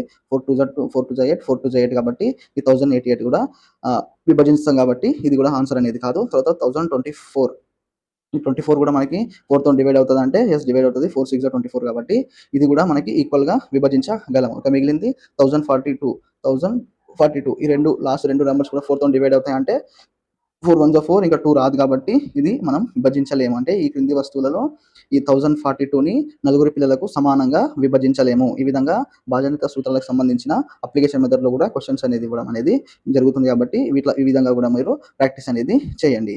అదేవిధంగా మిగతా అన్ని 1 నుంచి 10 వరకు గల బాధ్యత సూత్రాలు కూడా చూసే ప్రయత్నం అనేది చేద్దాం. ఒకటైతే ఏ పూర్ణాంకమైనా కూడా ప్రతిది కూడా 1తోని డివైడ్ అవుతుంది కాబట్టి ఇదంతా ఏం అడగాడు. నెక్స్ట్ 2 యొక్క బాధ్యత సూత్రాలను చూసుకుంటే సరి సంఖ్య అయితే చాలు. అంటే ఇక్కడ చివరి నంబర్ ఉంటుంది కదా, అది సరి సంఖ్య అయితే కనుక ఖచ్చితంగా 2 యొక్క బాధ్యత సూత్రం అనేది మనకు వర్తిస్తుంది. 128 అనేది ఇక్కడ చివరిలో 0 2 4 6 8లలో ఏ అంకెతో అంతమైనా కూడా అది 2తో మనకి భాగించబడుతుంది. 2 యొక్క బాధ్యత సూత్రం ఏంటంటే 1ల స్థానంలో సరి సంఖ్య కనుక ఉంటే 0 అయినా ఉండాలి, 2 అయినా ఉండాలి, 4 అయినా ఉండాలి, 6 అయినా ఉండాలి, 8 అయినా ఉండాలి. ఈ 0 4 2 6 8 అనేది సరి సంఖ్యలు కాబట్టి ఇవి 1ల స్థానంలో సరి సంఖ్య కనుక ఉంటే అది 2తో భాగించబడుతుంది కాబట్టి 2 యొక్క బాధ్యత సూత్రం ఇది. నెక్స్ట్ 3 యొక్క బాధ్యత సూత్రం కనుక చూసుకుంటే అంకెల మొత్తం కూడినప్పుడు అది 3తో కనుక భాగించగలిగితే ఆ యొక్క పూర్తి సంఖ్య కూడా మనకి 3తో భాగించబడుతుంది. 381గా చూసుకుంటే 3 + 8 + 1 వచ్చేసి 12 అనేది 3 టేబుల్ వస్తుంది అంటే ఎస్ వస్తుంది. 3 4 12 కాబట్టి ఈ 381 అనే సంఖ్య కూడా మనకి 3 తోటి భాగించబడుతుంది. ఇది 3 యొక్క బాధ్యత సూత్రం. నెక్స్ట్ 4 ఇంతకుముందు కూడా చూసాం. చివరి 2 అంకెలు 4తో కనుక భాగించబడితే ఆ టోటల్గా వచ్చిన నంబర్ కూడా మనకి 4తో భాగించబడుతుంది. ఇక 5 యొక్క బాధ్యత సూత్రం చూసుకుంటే 1వ స్థానంలో 0 లేదా 5 కనుక ఉంటే అది 5తో భాగించబడుతుంది. ఈ 5 యొక్క బాధ్యత సూత్రం 1వ స్థానంలో 5 అయినా ఉండాలి లేదంటే 0 అయినా ఉండాలి. రెండిట్లో ఏది ఉన్నా కూడా మనకు 5తో భాగించబడుతుంది కాబట్టి 5 యొక్క బాధ్యత సూత్రం ఇది. నెక్స్ట్ 6 యొక్క బాధ్యత సూత్రం కనుక చూసుకుంటే ఏదైనా ఒక నంబర్ ఎగ్జాంపుల్కి 114 అనేది 2 తోటి అదేవిధంగా 4 తోటి కనుక భాగించబడితే అది ఆటోమేటిక్గా 6తో కూడా భాగించబడుతుంది. 2 మరియు 3 రెండింటితో భాగించబడితే 6తో కూడా భాగించబడుతుంది. 114 అనేది 2తో భాగించబడుతుంది. ఎందుకంటే దీనికి 1ల స్థానంలో సరి సంఖ్య అయిన 4 ఉంది కాబట్టి ఇది 2తో భాగించబడుతుంది. అదేవిధంగా 3తో భాగించబడుతుంది అంటే 1 + 1 2 + 4 వచ్చేసి 6. 6 అనేది మనకి థర్డ్ టేబుల్ వస్తుంది. 3 2 6 కాబట్టి ఈ 114 అనేది 3 టేబుల్తో కూడా పోతుంది కాబట్టి ఆటోమేటిక్గా 6తో కూడా ఇది డివైడ్ అనేది చేస్తుంది కాబట్టి 6 యొక్క బాధ్యత సూత్రం అది. నెక్స్ట్ 7 యొక్క బాధ్యత సూత్రం కనుక చూసుకుంటే చివరి అంకెను రెట్టింపు చేసి మిగిలిన దాని నుండి తీసివేయండి. ఫలితం 0 లేదా 7తో భాగించబడాలి. ఇప్పుడు ఎగ్జాంపుల్కి చూసుకుంటే 343 ఉంది. 343లో 34 నుంచి చివరి అంకెను రెట్టింపు చేసి మిగిలిన దాని నుండి తీసేయాలి. 343లో 3ని రెట్టింపు అంటే ఇంటూ 2 చేయాలి. ఇంటూ 2 చేస్తే 6 అనేది 34 నుంచి మైనస్ చేస్తే 28 అనేది వస్తుంది. ఈ 28 వచ్చేసి 7తో భాగించబడుతుందా అంటే ఎస్ భాగించబడుతుంది. 7 టేబుల్ 28 వస్తుందా అంటే వస్తుంది. 7 4 28 కాబట్టి ఓవరాల్గా ఈ 343 కూడా మనకి 7తో భాగించబడుతుంది. ఇది 7 యొక్క బాధ్యత సూత్రం. నెక్స్ట్ 8 యొక్క బాధ్యత సూత్రం కనుక చూసుకుంటే చివరి 3 అంకెలు 8తో భాగించబడాలి. చివరి 3 అంకెలు మనకు 4కేమో చివరి 2 అంకెలు అన్నాడు. ఈ 8కేమో చివరి 3 అంకెలు. ఇది కొంచెం రిలేటెడ్గా ఉంటుంది. ఇది ప్లస్ 4 + 8 రిలేటెడ్గా ఉంటుంది. ఇక్కడ 1816 అనేది కనుక చూసుకుంటే 816 అనేది 8తో డివైడ్ చేస్తుంది అంటే ఎస్ డివైడ్ చేస్తుంది. 102 టైమ్స్ డివైడ్ చేస్తుంది కాబట్టి ఓవరాల్గా ఈ 1816 అనేది కూడా మనకి 8తో భాగించబడుతుంది. ఇది 8 యొక్క బాధ్యత సూత్రం. నెక్స్ట్ 9 యొక్క బాధ్యత సూత్రం కనుక చూసుకుంటే అంకెల మొత్తం 9తో భాగించబడితే ఈ టోటల్ నంబర్ కూడా భాగించబడుతుంది. ఈ 3కి + 9కి రిలేషన్ అనేది ఉంటుంది. 3కి 9కి సేమ్ ఉంటుంది. 3 కూడా అంకెల మొత్తం 3తో భాగించబడితే అది 3తో భాగించబడుతుంది. సేమ్ 9 కూడా ఇచ్చిన అంకెల మొత్తం చేస్తే ఆ అంకెల మొత్తం కనుక 3తో భాగించబడితే 9తో భాగించబడితే అది కూడా మొత్తం ఈ సంఖ్య కూడా 9తోని భాగించబడుతుంది. 729ని మొత్తం కలిపితే 7 + 2 + 9 కలిపితే 18 వస్తుంది. 18 వచ్చేసి 9 టేబుల్ వస్తుంది అంటే 9 2 18 కాబట్టి ఈ టోటల్ 729 అనేది కూడా 9 తోటి భాగించబడుతుంది. నెక్స్ట్ 10 వచ్చేసి 0 లాస్ట్‌లో చివరితో అంతమవుతే గనక 100% ఒకట్ల స్థానం చివరితో అంతమైతే గనక అది 10తో భాగించబడుతుంది. ఇది 1 నుంచి 10 వరకు గల భాజనీయత సూత్రాలు చూసుకునే ప్రయత్నం అనేది చేయండి. ఏ విధంగా అయినా అప్లికేషన్ మెథడ్‌లో అయినా ఇవ్వచ్చు, లేదంటే డైరెక్ట్‌గా ఇయ్యొచ్చు. ఏ విధంగా అయినా ఇచ్చే అవకాశం ఉంది కాబట్టి భాజనీయత సూత్రాలు కూడా 100% ఒక క్వెషన్ అనేది టెట్‌లో ఎక్స్‌పెక్ట్ చేయొచ్చు. 100% అనేది వస్తుంది కాబట్టి ఈ భాజనీయత సూత్రాల పైన కూడా ఈజీగా క్వెషన్ వస్తుంది. ఇది కూడా కొంచెం ఈజీగా ఉంటుంది. చూసుకునే ప్రయత్నం అనేది చేయండి. నెక్స్ట్ క్వెషన్ చూద్దాం. నెక్స్ట్ క్వెషన్ వచ్చేసి 113 క్వెషన్ వచ్చేసి which of the following explains the commutative property. ఈ క్రింది వాటిలో ఏది స్థిత్యంతర ధర్మాన్ని వివరిస్తుంది? ఆప్షన్ 1 చూస్తే a+b=b+a. ఆప్షన్ 2 వచ్చేసి 103 bracket of 25 - 35 bracket close is equal to 103 25 - 35. ఇక్కడ 103కి 25కి బ్రాకెట్ అనేది ఉంటుంది. నెక్స్ట్ ఆప్షన్ చూసుకుంటే a+c = ab+ac. ఇంకా ఫోర్త్ ఆప్షన్ 35 - 22 22 - 35. ఇక్కడ ఏది స్థిత్యంతర ధర్మాన్ని పాటిస్తుంది అని చెప్పి వివరిస్తుంది అని చెప్పి క్వశ్చన్ అనేది ఇవ్వడం జరిగింది. ముందుగా స్థిత్యంతర ధర్మం అంటే రెండు సంఖ్యలు ఏ క్రమంలో కూడినా ఒకేలా ఉంటే అది స్థిత్యంతర ధర్మాన్ని వివరిస్తుంది అని చెప్పి మనం తెలుసుకోవచ్చు. అంటే దీనిని స్థిత్యంతర ధర్మం యొక్క సూత్రం కనుక చూసుకుంటే రెండు సంఖ్యలు ఏ క్రమంలో కూడినా కూడా మొత్తం ఒకేలా ఉంటే అది ఆ సంఖ్యలు స్థిత్యంతర ధర్మాన్ని పాటిస్తాయి లేదా స్థిత్యంతర ధర్మాన్ని వివరిస్తాయి. ఏబీలో ఏదైనా ఒక సమితిలో మూలకాలే అయితే ఆ సమితి స్థిత్యంతర ధర్మాన్ని పాటిస్తుంది. ఇది గుణకార సంకలనాలు మాత్రమే వర్తిస్తుంది. వ్యవకలన మరియు భాగాహార ప్రక్రియలకు వర్తించడు. ఈ విధంగా a+b కలిపినా ఒకటే, b+a కూడా కలిపినా ఒకటే కాబట్టి అంటే ఇప్పుడు 2 + 3 = 3 + 2. 2 + 3 కలిపినా కూడా మనకి 5 అనేది వస్తుంది. అదేవిధంగా 3 + 2 కలిపినా కూడా మనకి 5 అనేది వస్తుంది. అంటే సంకలనం దృష్ట్యా ఇది స్థిత్యంతర ధర్మాన్ని పాటిస్తుంది. అదేవిధంగా గుణకారం కనుక చూద్దాం. గుణకారం చూసుకుంటే 2 × 3 = 3 × 2. 2 × 3 వచ్చేసి మనకు 6, 3 × 2 వచ్చేసి కూడా 6. అంటే గుణకారం మరియు సంకలనం స్థిత్యంతర ధర్మాన్ని పాటిస్తుంది. అదేవిధంగా వ్యవకలనం చూద్దాం. 3 - 2 = ఎంత వస్తుంది? 1. 2 - 3 అంటే -1. ఇక్కడ పెద్ద సంఖ్యకి మైనస్ ఉంది కాబట్టి -1 అనేది వస్తుంది. అంటే ఇక్కడ +1 ఇక్కడ -1 రెండు ఈక్వల్ అంటే కాదు కాబట్టి వ్యవకలనం దృష్ట్యా స్థిత్యంతర ధర్మాన్ని పాటించదు. నెక్స్ట్ డివైడ్ చూద్దాం. డివైడ్ కనుక చూసుకుంటే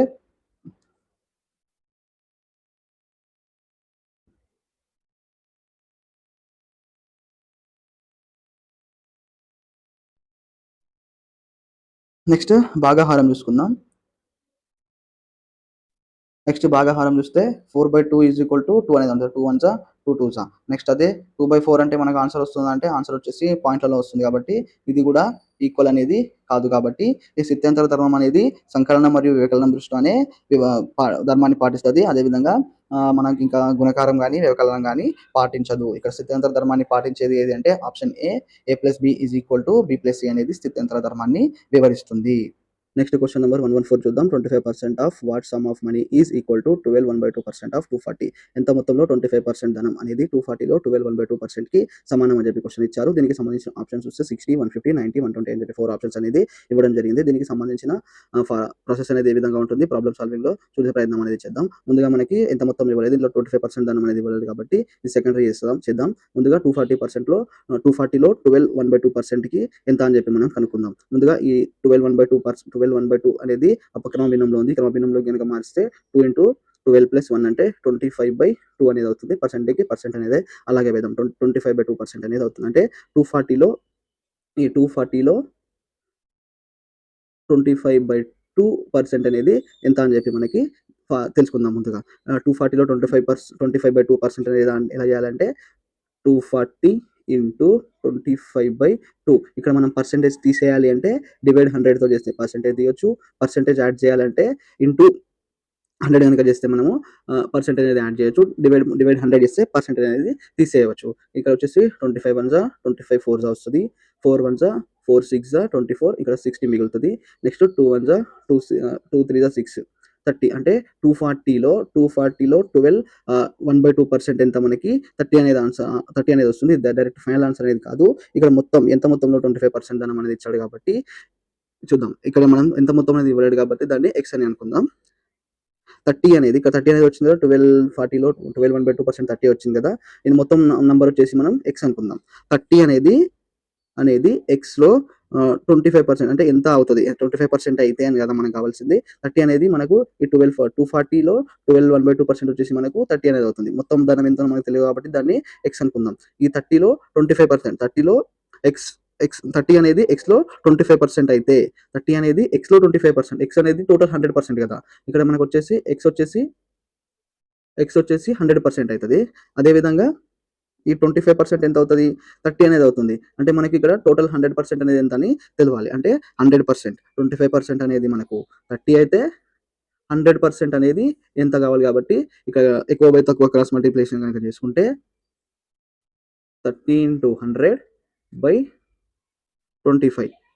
25 కదా! 25 వన్ జా 25 ఫోర్ జా 3 ఇంటూ 4 వచ్చేసి 12, 0కి 0 అంటే టోటల్‌గా మనకు సంబంధించిన ఆన్సర్ ఎంత?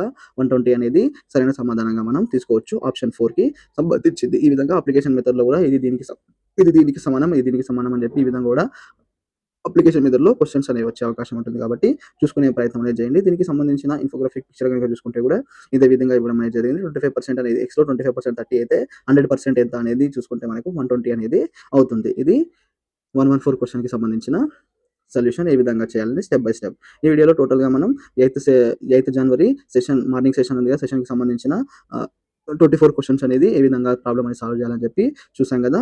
ఇది ఈ వీడియోలో ఈ సెషన్‌కి సంబంధించిన ఈ సెషన్‌కి సంబంధించిన క్వెషన్స్ యొక్క ఆన్సర్స్ అనేవి చూసాం. నెక్స్ట్ వీడియోలో వేరే సెషన్ యొక్క క్వెషన్స్ ఏ విధంగా వచ్చాయి, వాటికి సంబంధించిన సొల్యూషన్స్ అనేది ఏ విధంగా చేయాలి, స్టెప్ బై స్టెప్ అనేది తెలుసుకునే ప్రయత్నం అనేది చేయండి. ఈ వీడియో గనుక మీకు నచ్చినట్లయితే వీడియోని లైక్ చేయండి, కామెంట్ చేయండి. అదేవిధంగా ఈ వీడియోని మీ యొక్క స్నేహితులతో షేర్ చేయండి. Shiva Sai academy TET DSC ఛానల్‌ని సబ్స్క్రైబ్ చేసుకోండి.